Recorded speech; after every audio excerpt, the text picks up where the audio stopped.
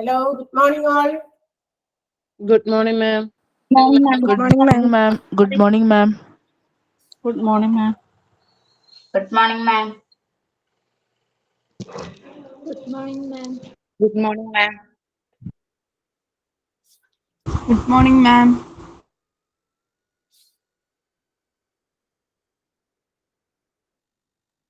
Okay, very good morning all. How are you all? Fine, ma'am. Fine, ma'am. Very good. Fine. കുറേ ദിവസത്തിൽ കാണുമ്പോ എങ്ങനെയൊക്കെയുണ്ട് ക്ലാസ്സുകൾ? How is your classes? Are you enjoying and can you follow everyone? Yes, ma'am. Going good. Very good. Yes, ma'am. എന്തെങ്കിലും Yes, ma'am. പറഞ്ഞാൽ മതി, എൻ്റെ അടുത്ത് പറഞ്ഞാൽ മതി. ഞാൻ വരുമ്പോ അന്നേരം എന്തെങ്കിലും if any corrections from our parts, ഞങ്ങളും ആരും പെർഫെക്റ്റ് അല്ല അല്ലേ? അപ്പൊ പിന്നെ എന്തെങ്കിലുമൊക്കെ കറക്ഷൻസിന്റെ ആവശ്യം ഉണ്ടെങ്കിൽ you just inform me that we can correct it. അപ്പൊ നമ്മൾ ഏതെങ്കിലും രീതിയിലൊക്കെ എന്തെങ്കിലും ചെയ്യാനുണ്ടെങ്കിൽ ആ കറക്ഷൻസ് ഒക്കെ നമ്മൾ ചെയ്തോളാം. സോ നിങ്ങളെയും എന്താ പറയാ ഫുൾ സാറ്റിസ്ഫൈഡ് ആക്കുക എന്നുള്ളതും കൂടിയാണ് ഞങ്ങളുടെ ലക്ഷ്യം. നമ്മൾ എന്തെങ്കിലുമൊക്കെ പഠിച്ചിട്ട് പോയാൽ പോരല്ലോ അല്ലെ? Whatever is taught you have to learn it. So എന്താ പറയാ അണ്ടർസ്റ്റാൻഡിങ്ങിലും അതുപോലെ തന്നെ മനസ്സിലാക്കി തന്നെ പഠിക്കണം എന്നുള്ളതാണ്. വൺ വേർഡുകള് ക്വസ്റ്റ്യനിലാണല്ലോ, അതുകൊണ്ട് എന്താ പറയാ നമ്മൾ ആ വൺ വേർഡ് ക്വസ്റ്റ്യൻസ് ടീച്ചേഴ്സ് തരും, അതങ്ങോട്ട് പഠിച്ചാൽ മതി എന്ന് മാത്രം ആലോചിക്കരുത്. You just have to go through the topics. അതായത് നമ്മൾ എടുക്കുന്ന ടോപ്പിക് ലാസ്റ്റ് ടീച്ചർ എല്ലാ ടീച്ചേഴ്സും അവരവരുടെ ചാപ്റ്റേഴ്സിന്റെ ലാസ്റ്റ് നിങ്ങൾക്ക് ഒരു മോക്ക് ടെസ്റ്റുകൾ ഉണ്ട്. ബിയോണ്ട് ദാറ്റ് അതിന് കൂടാതെ തന്നെ ടീച്ചേഴ്സ് അവരവരുടെ ക്ലാസ്സസിൽ ഓരോ ചാപ്റ്റർ കഴിയുമ്പോൾ എക്സ്ട്രാ എന്താ പറയാ questions which are not given in the mock test will be given to. ഓരോ ടീച്ചേഴ്സും അവരുടെ ഓരോ ചാപ്റ്റേഴ്സ് തീരുമ്പോൾ ഇൻ ബിറ്റ്വീൻ തരാൻ പറ്റില്ല. ഈ ചാപ്റ്റർ നമ്മൾ അങ്ങനെ ഒരു ക്വസ്റ്റ്യന് വേണ്ടി സമയം കളയുമ്പോൾ ഫസ്റ്റ് ഓഫ് ഓൾ ഒരു പ്രോബ്ലം എന്ന് പറഞ്ഞാൽ ഡിക്റ്റേറ്റ് ചെയ്യാന്നുള്ളൊരു പ്രശ്നമാണ്.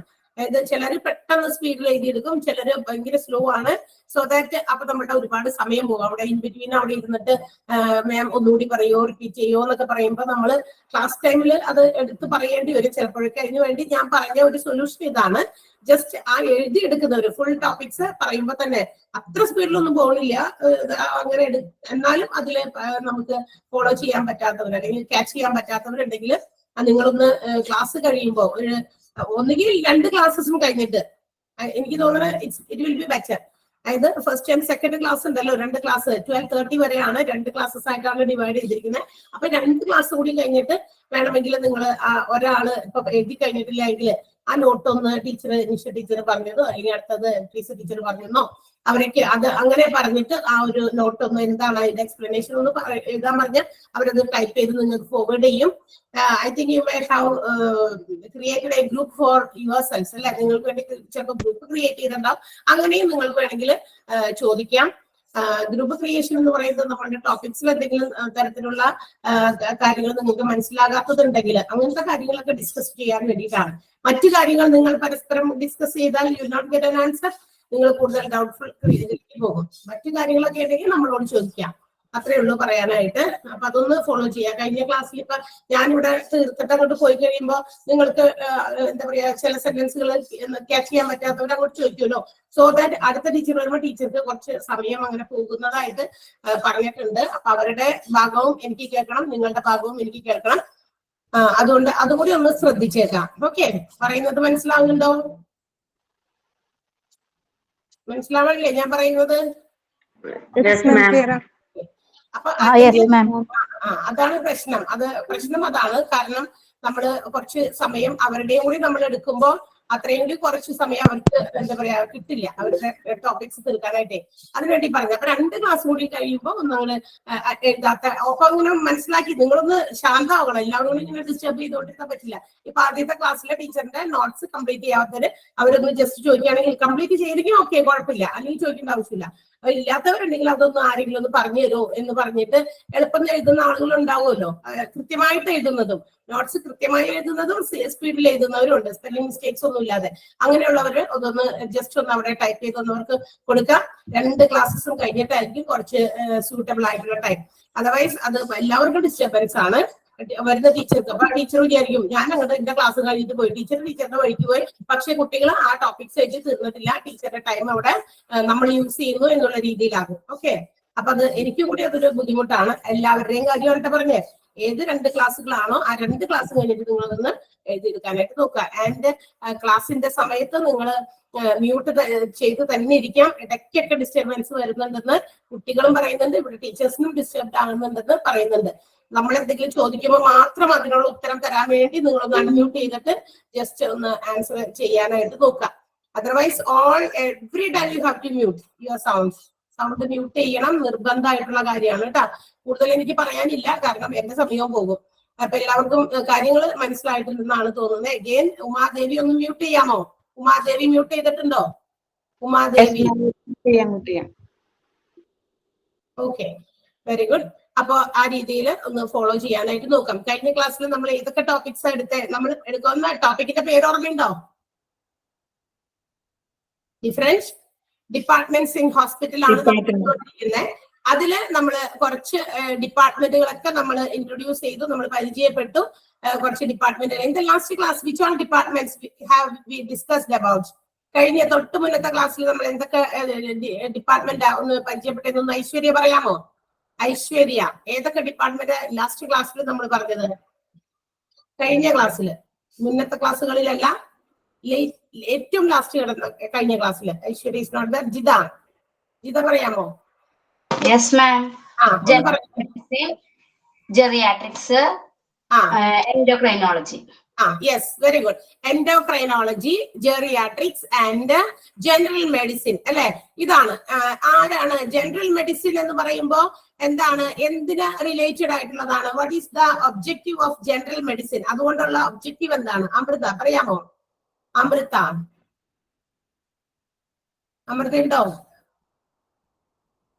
ഇല്ല. ദേവിക പറയാമോ? ദേവിക, ജനറൽ മെഡിസിൻ എന്തിനു വേണ്ടിയിട്ടുള്ളതാണ്? ഇല്ല. രാജി, can you say? ഓക്കെ, അതുമില്ല. നിഷ മാം, ജനറൽ മെഡിസിൻ രോഗങ്ങളെ പ്രിവെന്റ് ചെയ്യാനും ഐഡന്റിഫൈ ചെയ്യാനും അതിനുള്ള ട്രീറ്റ്മെന്റ് ഫോളോ ചെയ്യാനും. സ്പെഷ്യലി എടുത്തു പറയുന്ന ഒരു കാര്യം ആർക്ക് വേണ്ടിയിട്ടുള്ളതാ? സ്പെഷ്യലൈസ്ഡ് ഇൻ എന്തെങ്കിലും പർട്ടിക്കുലർ ഐ തിങ്ക് ഞാൻ ചോദിച്ചത് ആർക്കാണ് ഇത് പർട്ടിക്കുലർലി ഈ പറയുന്ന ഡയഗ്നോസിസ് ഒക്കെ വേണ്ടിയിട്ട്? അഡൽറ്റ് പേഴ്സൺസിനാണ്. അതും കൂടി ഒന്ന് ഓർക്കട്ടെ. അഡൽറ്റ്, ജെറിയാട്രിക്സ് എൽഡർലി പേഴ്സൺസിനുണ്ടല്ലോ, പിന്നെ പീഡിയാട്രിക്സ് കുട്ടികൾക്ക് വേണ്ടിയുണ്ട്. അപ്പൊ ഇൻ ബിറ്റ്വീൻ അഡൽറ്റ് ആയിട്ടുള്ള എല്ലാവർക്കും അവർക്ക് ഉണ്ടാകുന്ന സാധാരണ ഉണ്ടാകുന്ന, അതായത് സാധാരണ രോഗങ്ങളാണ്. സ്പെഷ്യലൈസ്ഡ് ആയിട്ടുള്ള രോഗങ്ങൾ, സാധാരണ ഉണ്ടാകുന്ന പലതരത്തിലുള്ള രോഗങ്ങൾക്കൊക്കെ എന്താ പറയുക, ഡയഗ്നോസിസ് ചെയ്യുക, അതിന് ട്രീറ്റ്മെന്റ് കൊടുക്കുക, പ്രിവെന്റ് ചെയ്യുക എന്നുള്ള ഒബ്ജക്റ്റീവോടുകൂടിയുള്ള ഡിപ്പാർട്ട്മെന്റ് ആണ് ജനറൽ മെഡിസിൻ എന്ന് പറയുന്നത്. And that is a physician who is not specialised in a particular area. ആള് ഒരു പർട്ടിക്കുലർ ഏരിയയിൽ സ്പെഷ്യലൈസ്ഡ് ആയിരിക്കില്ല. ആളെ നമ്മൾ എന്ത് പേര് പറയും? ഷാജിന പറയാമോ? ആൾക്ക് നമ്മൾ ഒരു പേര് കൊടുത്തിട്ടുണ്ട്. എന്താണത്? Person who is not specialised in a particular area. Shajina is not there. Jubariya പറയാമോ? അനഘ, കുറെ ആളുകളൊക്കെ ഇവിടെ ഓപ്പൺ ആക്കി വെച്ചിട്ട് ജനറൽ പ്രാക്ടീഷണർ. ജനറൽ പ്രാക്ടീഷണർ ആണ്. GP അല്ലെങ്കിൽ ജനറൽ പ്രാക്ടീഷണർ ആയിരിക്കും. ജനറൽ ആയിട്ട് പ്രാക്ടീസ് ചെയ്തിരിക്കുന്നതാണ്. Who is not specialised in a particular area. അതൊരു പർട്ടിക്കുലർ ഡിപ്പാർട്ട്മെന്റിൽ പ്രാക്ടീസ് ചെയ്യുന്ന ആളല്ല, സ്പെഷ്യലൈസ്ഡ് ആയിട്ടുള്ള ആളല്ല. അങ്ങനെയുള്ള ആളായിരിക്കും ഈ ഒരു ജനറൽ മെഡിസിന്റെ ആ ഒരു ഡിപ്പാർട്ട്മെന്റിന്റെ ഹാൻഡിൽ ചെയ്യുന്നത് എന്നുള്ള കാര്യം നമ്മൾ ഓർത്തിരിക്കണം. Then which are the types of diseases which is cured or prevented or treated under geriatrics? Geriatrics എന്ന് പറയുന്നതിൽ എന്തൊക്കെ രോഗങ്ങൾക്ക് വേണ്ടിയിട്ടുള്ള കാര്യങ്ങളാണ് എടുത്തു പറയുന്നത്? ഉമാദേവി പറയാമോ? ഉമാദേവി ക്ലാസ്സിലുണ്ടായിരുന്നില്ല മാം, കഴിഞ്ഞ ക്ലാസ്സിലുണ്ടായിരുന്നില്ല. മീനു ഒന്ന് പറയാമോ? Okay, stroke, gastroenterology, diabetes, locomotor problems, syncope and bone disease. Very good. Correct ആണ്. Stroke, gastroenterology, diabetics, locomotive problems, then syncope and bone diseases ആണ്. ഇത്തരം രോഗങ്ങൾക്ക് കാരണം അപ്പൊ ഏത് പർട്ടിക്കുലർ ഏരിയ ആണ് അത് ഹാൻഡിൽ ചെയ്യണമെന്ന് നിങ്ങൾക്ക് പഠിക്കണം. അല്ലാതെ നിങ്ങൾ ഒബ്ജക്റ്റീവ് ടൈപ്പ് ആൻസേഴ്സ് ആണ്. അതുകൊണ്ട് you have to learn only the mock test questions മാത്രം ലേൺ ചെയ്താൽ മതി. ടീച്ചേഴ്സ് എക്സ്ട്രാ തരുന്ന ക്വസ്റ്റ്യൻസ് മാത്രം കാണാപ്പാടം കൊച്ചുങ്ങൾ എന്താ പറയാ സ്കൂളുകളിലെ പൂജ പൂജ പഠിക്കുന്ന പോലെ പഠിക്കാം എന്ന് വിചാരിക്കരുത്. അതൊരു നല്ല പ്രാക്ടീസ് അല്ല. നമ്മളിതൊക്കെ അറിയുക കൂടി വേണം. വെറുതെ എക്സാം എഴുതാൻ വേണ്ടി മാത്രം പഠിക്കുന്നതല്ല. ഏത് പഠനവും അങ്ങനെ തന്നെയാണ് അല്ലെ. എക്സാമിന് വേണ്ടി മാത്രമല്ലാട്ടാ നമ്മൾ പഠിക്കുക. നമ്മളപ്പോ അത് അതിന്റെ അകത്തുള്ളിൽ ഒരുപാട് കാര്യങ്ങൾ എഴുതിയിട്ടുണ്ട്. അതിൽ നിന്നാണ് നിങ്ങൾക്ക് ഈ വൺ വേർഡ് ഒബ്ജക്റ്റീവ് ടൈപ്പ് പരീക്ഷ ആയതുകൊണ്ട് തന്നെ ആ രീതിയിലുള്ള ക്വസ്റ്റ്യൻസ് ഫോം ചെയ്ത് തരുന്നത്. സോ ദാറ്റ് അതിന്റെ ഉള്ളിലുള്ള ബാക്കിയുള്ളത് അറിയണ്ടെന്നല്ല. അപ്പൊ ആ രീതിയിൽ കൂടി നിങ്ങൾ പഠിച്ചു വെക്കണം. ഓക്കെ. അപ്പൊ ചോദിച്ചവര് റിപ്ലൈ ചെയ്തവരൊക്കെ കൃത്യമായിട്ട് ആൻസർ ചെയ്തിട്ടുണ്ട്. Very good. അപ്പൊ ഇതുപോലെ നിങ്ങൾ വായിച്ചു നോക്കി, ജസ്റ്റ് ക്വസ്റ്റ്യൻ അല്ലാതെ വായിച്ചു നോക്കി കൂടി ആൻസേഴ്സ് ചെയ്യാനായിട്ട് ശ്രമിക്കാം. So now today we are going to learn the next department. ഇന്ന് നമ്മൾ പുതിയ ഡിപ്പാർട്ട്മെന്റ് ആണ് നമ്മൾ പഠിക്കാൻ പോകുന്നത്. ഗ്യാസ്ട്രോ എൻട്രോളജി ആണ് അല്ലെ. ഗ്യാസ്ട്രോ എൻട്രോളജി ആണ്. സോ ദാറ്റ് ആ ഒരു പേര് പറയുമ്പോൾ gas, we can know that it is formed in our stomach അല്ലെ. നമ്മുടെ വയറിനകത്ത് ഫോം ചെയ്യുന്ന ഒരു സാധനമാണ്. അതിനകത്ത് ഗ്യാസ്ട്രോഎൻട്രോളജിയിൽ വരുന്ന ഒരു പർട്ടിക്കുലർ ടേം ആണ് ഗ്യാസ്. അപ്പൊ തന്നെ we can understand that it is the department which deals with abdominal related medicines ആയിരിക്കും അല്ലെ. നമ്മുടെ സ്റ്റൊമക്കുമായിട്ട് ബന്ധപ്പെട്ടിട്ടുള്ള കാര്യങ്ങൾക്ക് വേണ്ടിയിട്ട് ട്രീറ്റ്മെന്റ് ചെയ്യുകയും അതിന് മെഡിസിൻസ് പ്രൊവൈഡ് ചെയ്യുകയും അത്തരം രോഗങ്ങളൊക്കെ പ്രിവെന്റ് ചെയ്യാനുമുള്ള ഒരു ഡിപ്പാർട്ട്മെന്റ് ആണ് എന്ന് നിങ്ങൾക്ക് മനസ്സിലാക്കാനായിട്ട് സാധിക്കും എന്നുള്ളതാണ്. So diagnosis and treatment of the conditions which is affected in our esophagus, stomach, small intestine, large intestine, which is also known as colon, then liver, pancreas, gallbladder, colon and rectum. ഇതൊക്കെ എന്താ പറയാ നമ്മളുടെ ഈ പറയുന്ന ഏരിയാസിലൊക്കെ ഉണ്ടാകുന്ന ഇൻഫെക്ഷൻസോ അല്ലെങ്കിൽ അവിടെ affect ചെയ്യുന്ന പല രോഗങ്ങളോ ഇതൊക്കെ ചികിത്സിക്കാൻ വേണ്ടിയിട്ടുള്ള ഒരു പ്രത്യേക ഡിപ്പാർട്ട്മെന്റ് ആണ് ഗ്യാസ്ട്രോ എൻട്രോളജി.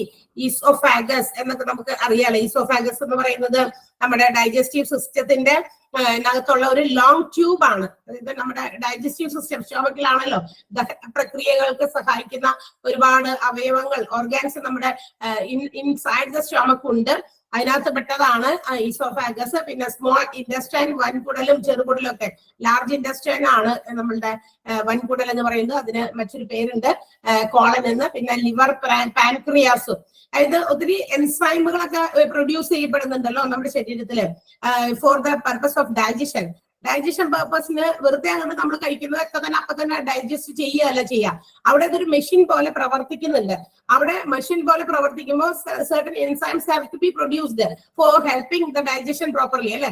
ഇവിടെ ഡൈജഷൻസ് ഒക്കെ പ്രോപ്പർ ആയിട്ട് നടക്കുന്നതിന് വേണ്ടിയിട്ട്, ഫംഗ്ഷൻ ചെയ്യുന്നതിന് വേണ്ടിയിട്ട് അവിടെ കുറെ എൻസൈംസ് ഒക്കെ പ്രൊഡ്യൂസ് ചെയ്യപ്പെടുന്നുണ്ട്. അതിന് വേണ്ടിയിട്ടുള്ളത്. പിന്നെ ഗോൾ ബ്ലാഡർ, പിന്നെ കോളൻ എന്ന് പറയുന്നത് ലാർജ് ഇൻഡസ്റ്റൈൻ തന്നെയാണ്. അതിന്റെ അറ്റത്തുള്ള ഒരു ഭാഗമാണ് റെക്ടം എന്ന് പറയുന്നത്. എൻഡ് പാർട്ടാണ് ഒരു ഓപ്പണിംഗ്. അപ്പൊ ഇതൊക്കെ എന്താണ് പറയാ ഗ്യാസ്ട്രോഎൻട്രോളജിയിൽ ഈ ഭാഗത്തുണ്ടാകുന്ന ഏത് ഡിസീസസും ക്യൂർ ചെയ്യുന്നതിന് വേണ്ടിയിട്ടുള്ള ഒരു ഡിപ്പാർട്ട്മെന്റ് ആണ് ഗ്യാസ്ട്രോ എൻട്രോളജി എന്ന് പറയുന്നത്. ഓക്കെ. ഇനി ഇൻ ദിസ് ഡിപ്പാർട്ട്മെന്റ് ഒരു പ്രത്യേകത എന്താണെന്ന് വെച്ചാൽ സ്പെഷ്യൽ നഴ്സസ് ആയിരിക്കും. നമ്മൾ നഴ്സിംഗ് എന്ന് പറയുമ്പോൾ നഴ്സ് മീൻസ് ടു എന്താ പറയാ help the patients for their taking medicines or for any other, അതായത് മറ്റ് ഏതെങ്കിലും തരത്തിലുള്ള കാര്യങ്ങളൊക്കെ നഴ്സ് ചെയ്യാന്ന് പറഞ്ഞാൽ എന്താ, കെയർ ചെയ്യാം. ടു ഗിവ് മോർ കെയർ എന്നാണ് ഉദ്ദേശിക്കുന്നത്. രോഗം വന്ന ആളുകളെ കൂടുതൽ കെയർ ചെയ്യുന്നതിന് വേണ്ടിയിട്ടുള്ളവരാണ് നഴ്സ്. അപ്പൊ അതെന്ന് പറയുന്നത് ഒരു കോമൺ ആയിട്ടുള്ള നഴ്സ് എന്ന് വെറുതെ നമ്മൾ പറയുമ്പോൾ ഒരു കോമൺ ആയിട്ടുള്ള ഒരു ജോലിയാണ് അവർ ചെയ്യുക. പക്ഷേ ഈ ഒരു gastroenterology department, in this department special nurses ആണ് ഓഫൺ ഇവിടെ പോസ്റ്റ് ചെയ്യപ്പെടുക. ബിക്കോസ് അതെന്താണ് സ്പെഷ്യൽ നഴ്സസ് ഈ ഒരു ഡിപ്പാർട്ട്മെന്റിൽ നമ്മൾ പോസ്റ്റ് ചെയ്യുന്ന അല്ലെങ്കിൽ അപ്പോയിന്റ് ചെയ്യുന്നതെന്ന് വെച്ച് കഴിഞ്ഞാൽ they should be capable of performing A wide range of vowel investigations. നമ്മുടെ വയറിനകത്ത് ഉണ്ടാകുന്ന പല മൂവ്മെന്റുകൾ ഉണ്ടല്ലോ. പ്രത്യേകിച്ച് ഒരു മൂവ്മെന്റും ആവശ്യമാണ്. വേവ് പോലെയാണ് നമ്മളുടെ ഈ സ്മോൾ ഇൻഡസ്റ്റൈൻ, ലാർജ് ഇൻഡസ്റ്റൈൻ ഒക്കെ അവിടെ കിടക്കുന്നത്.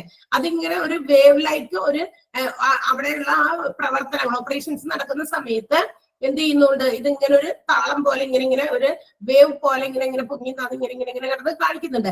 ആ ഒരു കാര്യം കൂടി ഈ ഡൈജഷൻ പ്രോസസ്സിൽ ഇമ്പോർട്ടന്റ് ആണ്. സോ ദാറ്റ് അത്തരം കാര്യങ്ങളിൽ എന്തെങ്കിലും കണ്ടെത്താനുണ്ടെങ്കിൽ, കണ്ടുപിടുത്തങ്ങൾ നടത്താനുണ്ടെങ്കിൽ, ബോവൽ ഈ ഇൻവെസ്റ്റിഗേഷൻസ് എന്ന് പറഞ്ഞാൽ അതാണ് കേട്ടോ. അപ്പൊ ഈ മൂവ്മെന്റുകൾക്ക് എന്തെങ്കിലും തരത്തിലുള്ള പ്രശ്നങ്ങളോ ഒക്കെ ഉണ്ടെന്ന് നോക്കുക. ഡൈജഷൻ പ്രശ്നങ്ങളാണ് കൂടുതൽ നമ്മുടെ രോഗങ്ങൾക്ക് ഒരുപാട് കാര്യങ്ങൾക്ക് കാരണമാകുന്നത്. ഡൈജഷൻ പ്രോപ്പർ അല്ല എങ്കിൽ it will be reflected in some other kind of diseases. മറ്റു പല രോഗങ്ങളൊക്കെ ആയിട്ട് നമ്മൾ അതിന്റെ സിംറ്റം പോലെ പുറത്തേക്ക് കാണിക്കും. അപ്പൊ ഈ പറയുന്ന കാര്യങ്ങൾ എന്താണ്, ശരിയായി നടക്കുന്നുണ്ടോ എന്ന് ഇൻവെസ്റ്റിഗേറ്റ് ചെയ്ത് they have to find out. അവരത് മനസ്സിലാക്കേണ്ടി വരും. സോ ദാറ്റ് അതിന് വേണ്ടിയിട്ടാണ് ഇവിടെ സ്പെഷ്യൽ നഴ്സസിനെ അപ്പോയിന്റ് ചെയ്യുന്നത്. സാധാരണ നഴ്സസ് പറ്റില്ല എന്നാണ് അർത്ഥം. അപ്പൊ അതിന് വേണ്ടിയിട്ടുള്ള പഠനങ്ങൾ നടത്തി സിസ്റ്റേഴ്സ് നഴ്സസ് ആയിരിക്കണം ഇത്തരം ഈ ഗ്യാസ്ട്രോഎൻട്രോളജി എന്ന് പറയുന്ന ഡിപ്പാർട്ട്മെന്റിൽ അപ്പോയിന്റ് ചെയ്യപ്പെടുന്നത്. ഓക്കെ, ക്ലിയർ ആയോ? ഗ്യാസ്ട്രോഎൻട്രോളജി എന്ന് പറയുന്നത് എന്തൊക്കെയാണ് അതിനകത്തുണ്ടാകുന്ന ട്രീറ്റ്മെന്റ്, സ്റ്റോമക് റിലേറ്റഡ് ആയിട്ടുള്ള ട്രീറ്റ്മെന്റുകളാണ്. ഗ്യാസ് പ്രോബ്ലംസ് അല്ല മാത്രമല്ല ഉദ്ദേശിക്കുന്നത്. നമ്മുടെ സ്റ്റോമക്കിൽ ഒത്തിരി എൻസൈംസ് പ്രൊഡ്യൂസ് ചെയ്യപ്പെടുന്നുണ്ട് for helping or for the proper functioning of our digestion. നമ്മുടെ ഡൈജഷൻ ഒക്കെ പ്രോപ്പർ ആയിട്ട് ഫങ്ഷൻ ചെയ്യാനൊക്കെ വേണ്ടിയിട്ട്. അപ്പൊ ഇതിനൊക്കെ സഹായിക്കുന്ന ഒരുപാട് organs are there inside our stomach, which is oesophagus, small intestine, large intestine or colon. അതിന്റെ മറ്റൊരു പേരൊക്കെ വേണമെങ്കിൽ ചോദിക്കാം. Liver, pancreas, gall bladder, then colon and rectum. ആ ഒരു ഓർഗൻസിന്റെ പേരുകൾ മാത്രം നമുക്ക് അറിയാനുള്ളൂ. അല്ലാതെ വെറുതെ അതെന്താണ്, അതിലെന്ത് പ്രവർത്തനം നടക്കുന്നത്, ഇതൊന്നും നമുക്ക് പഠിക്കാനുള്ള കാര്യമല്ല. You just have to understand which all departments are working in a hospital and what is the department meant for. ഓരോ ഡിപ്പാർട്ട്മെന്റും ഏതാണെന്ന് അറിയിക്കണം. ആ ഡിപ്പാർട്ട്മെന്റിൽ ഏത് രീതിയിലുള്ള ട്രീറ്റ്മെന്റുകളാണ് പ്രൊവൈഡ് ചെയ്യുന്നത്. ഇത്രയാണ് നമുക്ക് അറിയേണ്ട കാര്യം. എക്സ്റ്റെൻഡഡ് ആയിട്ട് അറിയേണ്ട കാര്യങ്ങൾ നമ്മൾ അത് ജസ്റ്റ് എഴുതി തരും കേട്ടോ. അപ്പൊ എന്താണ് ഗ്യാസ്ട്രോഎൻട്രോളജി എന്ന് പറഞ്ഞാൽ മനസ്സിലായല്ലോ. അപ്പൊ ഞാൻ ചോദിക്കാനോ what is the purpose of appointing special nurses in this department എന്ന് ചോദിച്ചാൽ നമ്മൾ പറയണം they have to perform the wide range of bowel investigations. അവർക്ക് ബവൽ ഇൻവെസ്റ്റിഗേഷൻസ് ചെയ്യണം. അതായത് നമ്മുടെ മൂവ്മെന്റുകൾ, വയറിനകത്ത് നടക്കുന്ന പല മൂവ്മെന്റുകളും വയറിനകത്തുള്ള പ്രശ്നങ്ങളൊക്കെ ഇൻവെസ്റ്റിഗേറ്റ് ചെയ്ത് അത് ഡോക്ടേഴ്സ് ചെയ്യില്ല. Doctors just treat or consult, പേഷ്യൻസിനെ നോക്കും, അവർക്ക് ഇന്നതാണ് വയറിനകത്താണ് പ്രശ്നം. സോ ദേ ഹാവ് ടു അവരെ അസിസ്റ്റ് ചെയ്യുന്ന ഈ special nurses have to assist them to make such investigations. ഇത്തരം ഇൻവെസ്റ്റിഗേഷൻസ് നടത്തി അവർക്ക് കാര്യങ്ങൾ എന്താണെന്ന് കണ്ടെത്തി അതിന്റെ ഒരു റിസൾട്ട് ഡോക്ടേഴ്സിന് പ്രൊവൈഡ് ചെയ്യാം. അപ്പോഴാണ് അതിനനുസരിച്ചുള്ള മരുന്നുകൾ ഡോക്ടേഴ്സ് പ്രൊവൈഡ് ചെയ്യാം. You got it? മനസ്സിലായോ? ജസ്റ്റ് ഒന്ന് വായിച്ചു നോക്കേ ആ ഒരു ടോപ്പിക്. ജസ്റ്റ് ഒന്ന് വായിക്കണേ. ഞാൻ ജസ്റ്റ് ഒന്ന്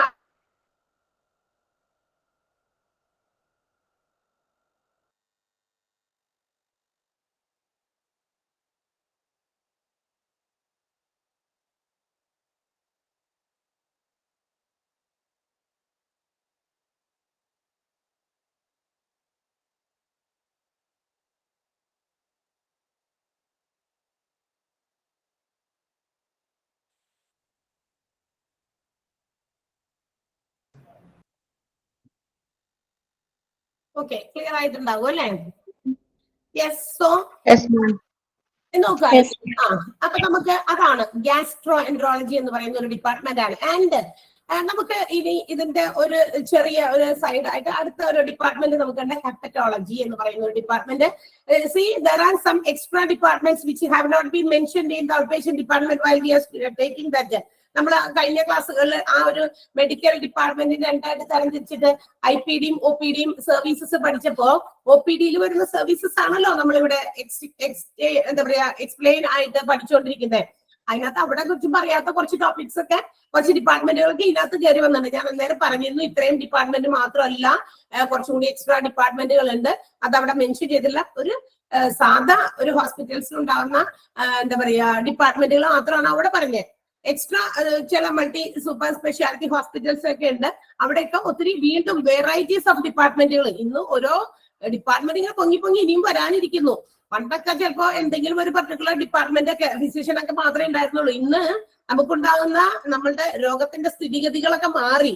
സോ ദാറ്റ് ഓരോ ഏരിയ വൈസ് ഒരു മനുഷ്യന്റെ ശരീരത്തിൽ എത്ര ഓർഗൻസ് ഉണ്ട് അതിനൊക്കെ പർട്ടിക്കുലർലി ഇനി ഡിപ്പാർട്ട്മെന്റിൽ വന്നുകൊണ്ടിരിക്കും. ഓക്കെ, ഇപ്പൊ ഓൾറെഡി ഉണ്ട്. എന്നാൽ ഇനിയും അതിനകത്തേക്ക് ഉള്ളിലേക്ക് കുറെ ഇനിയും ഓർഗൻസ് എന്താ പറയാ നമ്മൾ അത്ര വലിയ ഇമ്പോർട്ടൻസ് കൊടുക്കാത്ത ഓർഗൻസ് ഒക്കെ ശരീരത്തിനകത്തുണ്ട്. ഇനിയും അതിനെ കുറിച്ചും കുറച്ച് പഠനങ്ങളൊക്കെ നടത്തി ഇനി അതിൽ സ്പെഷ്യലൈസ്ഡ് ആയിട്ട് പഠിക്കേണ്ടി വരും. ഓക്കെ, അപ്പൊ അതാണ് ഇപ്പൊ പണ്ടൊക്കെ ഒരു ഹോസ്പിറ്റലില് അവിടെ എന്തൊക്കെയോ ആളുകൾ വരുന്നു, അവർക്ക് എന്താ പറയാ മരുന്നുകൾ കൊടുക്കുന്നു, ഓപ്പറേഷൻസ് ഉണ്ടെങ്കിൽ അത് ചെയ്യുന്നു. ഇന്ന് അനസ്തേഷ്യ ഒക്കെ കൊടുക്കുന്നതിന് വേണ്ടിയിട്ട് പഠിക്കുന്ന ഒരു ഡിപ്പാർട്ട്മെന്റ് തന്നെ വേറെ ഉണ്ട്, അനസ്തേഷ്യോളജി എന്ന് പറയുന്ന ഡിപ്പാർട്ട്മെന്റ്. അതിലേക്ക് കോൺസെൻട്രേറ്റ് ചെയ്ത് അത് മാത്രം കൊടുക്കുന്നതിനെ കുറിച്ച് പഠിക്കാൻ, അത് മാത്രം പ്രൊവൈഡ് ചെയ്യുന്നവരായിട്ട് നല്ല രീതിയിൽ ഹാൻഡിൽ ചെയ്യാൻ പറ്റുന്നവരായിട്ട് മാറാനുള്ള കോഴ്സസ് ഇഷ്ടംപോലെ ഉണ്ട്. അപ്പൊ ഓരോ ഓർഗൻസ് ബേസ് ആണ് ഇന്നിപ്പോ ഡിപ്പാർട്ട്മെന്റുകൾ ഇങ്ങനെ വളച്ചു വരിക. സോ ഹെപ്പറ്റോളജി എന്ന് പറയുന്നത് it's a super speciality which deals with the diagnosis and treatment of patients who are suffering from different disorders of liver. നമ്മുടെ ലിവറിന്, കരളിനെ സംബന്ധിക്കുന്ന പല ഡിസോർഡേഴ്സ് ഉണ്ടല്ലോ. ഇപ്പൊ കരളിനെ സംബന്ധിക്കുന്ന ഒത്തിരി രോഗങ്ങൾ വരുന്നുണ്ട്. അപ്പൊ ആ കരൾ സംബന്ധമായ എല്ലാ രോഗങ്ങൾക്കുമുള്ള സൂപ്പർ സ്പെഷ്യാലിറ്റി ഡിപ്പാർട്ട്മെന്റ് ആണ് ഹെപ്പറ്റോളജി. ഓർത്തിരിക്കുക, dash is the super speciality that deals with the diagnosis and management of the disorders of liver എന്ന് ചോദിച്ചു കഴിഞ്ഞാൽ ഹെപ്പറ്റോളജി ആണ്. ആ ഒരു കുഞ്ഞു സെന്റൻസ് മാത്രമേ ഉള്ളൂ. അതെന്താണ്, എന്തിനെ ഡീൽ ചെയ്യുന്നത്? Hepatology liver, hepatology liver. Gastroenterology stomach, vowel investigations, അങ്ങനെയൊക്കെ കണക്ട് ചെയ്ത് നിങ്ങൾ ഒന്ന് മനസ്സിലാക്കി വെക്കാൻ നോക്കുക. അങ്ങനെയാണ് മനസ്സിലാക്കി വെക്കേണ്ടത്. അതല്ലാതെ നിങ്ങൾ ക്വസ്റ്റ്യൻ ആൻസർ ആയിട്ട് പഠിച്ച് മാത്രം നിൽക്കരുതെന്നാണ് പറഞ്ഞുകൊണ്ട് വരുന്നത്. ദെൻ നെക്സ്റ്റ് ഡിപ്പാർട്ട്മെന്റ് പോകാലോ. അടുത്ത ഡിപ്പാർട്ട്മെന്റിലേക്ക്. എന്താണ് ഹെപ്പറ്റോളജി ഡിപ്പാർട്ട്മെന്റ് എന്ന് മനസ്സിലായി, ഗ്യാസ്ട്രോഎൻട്രോളജി ഡിപ്പാർട്ട്മെന്റ് എന്താണെന്ന് മനസ്സിലായില്ലേ? മനസ്സിലായി ma'am. Okay, good. Then next one എന്താണ്? Gynaecology. Most of us are women. നമുക്ക് തന്നെ അറിയാം, കുറെ പേരൊക്കെ നമ്മൾ സ്ത്രീകളാണ്. So we may be familiar with this department. ഇതുമായിട്ട് ബന്ധപ്പെട്ട ഒരുപാട് കാര്യങ്ങൾക്ക് വേണ്ടിയിട്ട് നമ്മൾ ഈ ഒരു ഡിപ്പാർട്ട്മെന്റിനെ ചിലപ്പോൾ സന്ദർശിച്ചിട്ടുണ്ടാകാം. ഒരുപാട് വിമൻസ് ലൈഫ് എന്ന് പറയുന്നത് ഒരു എന്താ പറയാ എപ്പോഴും യൂണിക് ചേഞ്ചസ് ഉണ്ടാകുന്ന ഒരു എന്താ പറയാ ആളുകളാണ് അല്ലെ. വിമനാണ് ഒത്തിരി പുരുഷന്മാരെക്കാൾ ഒത്തിരി ചേഞ്ചസ് എന്താ പറയാ നമ്മളുടെ ഫിസിക്കൽ ആയിട്ടുള്ള ചേഞ്ചസ് ഒത്തിരി, പിന്നെ ഇന്നർ ഉള്ളിലുള്ള ഒത്തിരി ഓർഗൻസ് റിലേറ്റഡ് ആയിട്ടുള്ള ചേഞ്ചസും ഒത്തിരി വരുന്ന ഒരു എന്താ പറയാ ലൈഫാണ് വിമന് ഉള്ളത് എന്നുള്ളത് അറിയാം. അപ്പൊ വിമൻ അല്ലെങ്കിൽ ഫീമെയിൽ പ്രോബ്ലംസ് റിലേറ്റഡ് ആയിട്ടുള്ളത്, ഫീമെയിലിന്റെ റീപ്രൊഡക്റ്റീവ് സിസ്റ്റവുമായി ബന്ധപ്പെട്ട കാര്യങ്ങൾക്കൊക്കെ ഉള്ള ഒരു ഡിപ്പാർട്ട്മെന്റ് ആണ് gynaecology. Gynaecology deals with the investigation, treatment problems which is related to female reproductive system. അതായത് സ്ത്രീകള് എന്താ പറയാ റീപ്രൊഡക്ഷൻ എന്ന് വെച്ചാൽ എന്താ, പ്രത്യുൽപാദനം അല്ലെ. സ്ത്രീകളുടെ പ്രത്യുൽപാദനവുമായി ബന്ധപ്പെട്ട്, അതായത് കുട്ടികൾക്ക് ജന്മം കൊടുക്കുക എന്നുള്ളതുമായി ബന്ധപ്പെട്ടിട്ടുള്ള ഒരു ഡിപ്പാർട്ട്മെന്റ് ആയിട്ടാണ് ഈ ഒരു ഗൈനക്കോളജി അറിയപ്പെടുന്നതെങ്കിലും ഇതിന് ഒത്തിരി കുറച്ചുകൂടി എന്താ പറയാ കുറച്ചുകൂടി അഡ്വാൻസ്ഡ് ആയിട്ടുള്ള കാര്യങ്ങളും ഈ ഒരു ഡിപ്പാർട്ട്മെന്റിൽ നമുക്ക് നടക്കുന്നുണ്ട് എന്നറിയാം അല്ലെ. അതായത് കുട്ടി ഉണ്ടാകാൻ തുടങ്ങുമ്പോൾ അല്ലെങ്കിൽ അതിനു വേണ്ടിയിട്ട് നമ്മളുടെ ശരീരം പാകമാകുമ്പോൾ മാത്രമല്ല നമ്മൾ എന്താ പറയാ ഈ ഒരു ഡിപ്പാർട്ട്മെന്റിലേക്ക് ഇന്ന് പോകുക, പ്രഗ്നൻസി അറ്റൻഡ് ചെയ്യുമ്പോൾ മാത്രമല്ല പോകുക. ഇതിന്റെ ഇന്ന് ഒത്തിരി ഇതുമായി റിലേറ്റഡ് ആയിട്ടുള്ള കാര്യങ്ങളൊക്കെ ഉണ്ട്. അതായത് menarche and menopause. Have you heard about it? Menarche and menopause. Menarche means the starting stage of our menstruation. അല്ലെ, നമ്മുടെ എന്താ പറയാ പീരിയഡ്സുമായിട്ട് ബന്ധപ്പെട്ടിട്ടുള്ള തുടക്കമുള്ള ആ ഒരു സ്റ്റേജ്, ആ തുടക്കുന്ന സ്റ്റേജും menopause which is the end stage, അത് അവസാന കാലഘട്ടവുമാണ്. ഈ രണ്ട് കാലഘട്ടത്തിനും ഇടയിൽ ഒരുപാട് ചേഞ്ചസ് അല്ലെ ഒക്കേഴ്സ് ഇൻ വിമൻസ് ബോഡി. മനുഷ്യ ശരീരം, പെണ്ണുങ്ങളുടെ ശരീരത്തിൽ ഒത്തിരി മാറ്റങ്ങളൊക്കെ കാണുന്നുണ്ട്. ഇന്ന് PCOD പോലെയുള്ള ഇതൊക്കെ രോഗമൊക്കെ ഭയങ്കര കോമൺ ആണ്. കാരണം എന്താ, ഇത് പീരിയഡ്സ് കറക്റ്റ് ആകാതെ വരിക അല്ലെ, എപ്പോഴും ഇത് വൺസിന്റെ മന്തില് 2 ടൈംസ് ഒക്കെ ചില ആളുകൾക്ക് വരിക, ചിലർക്ക് ഒരു മന്തിൽ വന്നിട്ട് പിന്നെ കുറെ മന്ത്സിന് ശേഷം ഉണ്ടാകുക. ഇതൊക്കെ പല പ്രോബ്ലംസുമാണ്. അതൊക്കെ നമ്മുടെ which may affect our reproduction. അത് നമ്മളുടെ സ്ത്രീകളാവുമ്പോൾ മുതിർന്നൊക്കെ കഴിഞ്ഞ് കഴിയുമ്പോൾ കല്യാണമൊക്കെ കഴിച്ച് കുട്ടികളൊക്കെ ഉണ്ടാകേണ്ടതാണ്. സോ ഈ ഒരു ഇറഗുലാരിറ്റി വന്നു കഴിഞ്ഞാൽ ഇറ്റ് affect the reproduction. നമ്മുടെ റീപ്രൊഡക്ഷനെ അത് കാര്യമായിട്ട് ബാധിക്കാനുള്ള സാധ്യതകളൊക്കെ ഉണ്ട്. So that if you are treating it at the beginning stage, എന്ത് സാധനവും നമ്മൾ തുടക്കത്തിലെ നമ്മൾ എന്താണ് നമ്മൾ രോഗം ഭേദമാക്കാനായിട്ടോ അല്ലെങ്കിൽ ആ രോഗത്തെ തിരിച്ചറിഞ്ഞ് എന്താണ് അതിനുള്ള പ്രതിവിധി കണ്ടെത്താനായിട്ട് നമ്മൾ നോക്കി കഴിഞ്ഞാൽ it can be cured as early as possible അല്ലെ. പെട്ടെന്ന് തന്നെ നമുക്കല്ലേ അതിനെ ഇല്ലാതാക്കാനായിട്ട് സാധിക്കും. സോ മെനാക് പീരീഡിന്റെ ആരംഭത്തിൽ അവിടെ തുടങ്ങി എന്താ പറയാ നമ്മുടെ കൺസംഷൻ, നമ്മളുടെ എന്താ പറയാ എഗ് ഫോം ചെയ്ത് നമുക്ക് പ്രഗ്നൻസിക്ക് ഉള്ള ആ ഒരു ഇതുണ്ട് എന്ന് പാകമാകുന്ന ആ ഒരു ഇതാണ് നമ്മൾ കൺസംഷൻ കൺസെപ്ഷൻ എന്ന് വിളിക്കാം. അത് പിന്നെ അതിനുശേഷം പ്രഗ്നന്റ് ആകുക, പിന്നെ കുട്ടിക്ക് ജന്മം കൊടുക്കുക, ചൈൽഡ് ബർത്ത്, മെനോപോസ്, അവസാനം ഒരു ഏജ് കഴിഞ്ഞ് കഴിയുമ്പോൾ നമുക്ക് ആ ഒരു പീരീഡ്സിന്റെ എൻഡിങ് ഉണ്ട്. ഇത്തരം കാലയളവിൽ ഒരുപാട് കാര്യങ്ങൾ ഇതിന്റെ ഇടയിൽ നടക്കുന്നുണ്ട്. അപ്പൊ ഇവിടെയൊക്കെ എന്തെങ്കിലുമൊക്കെ പ്രോബ്ലംസ് ഉണ്ടെങ്കിൽ you can reach the gynaecology department. ഇവിടെയാണ് നമ്മൾ സാധാരണ പോകുക. പണ്ടൊക്കെ ഗൈനക്കോളജിസ്റ്റിനെ കാണാൻ പോകുന്നു എന്നൊക്കെ പറയുമ്പോൾ പെൺകുട്ടികൾ, അതായത് കഴിഞ്ഞ കുട്ടികളൊക്കെ പണ്ടൊക്കെ ഗൈനക്കോളജിസ്റ്റിനെ കാണാൻ പോകുന്നു എന്നല്ലേ കൊണ്ടുപോയി എന്ന് ഒക്കെ പറയാനായിട്ട് മടിയായിരിക്കും. കാരണം എന്താ, ഈ ഒരു ഡിപ്പാർട്ട്മെന്റിൽ നമ്മൾ ഡെലിവറി കുട്ടികൾ ഉണ്ടാകുന്നതുമായി ബന്ധപ്പെട്ട് മാത്രമാണ് പോയിക്കൊണ്ടിരുന്നത്.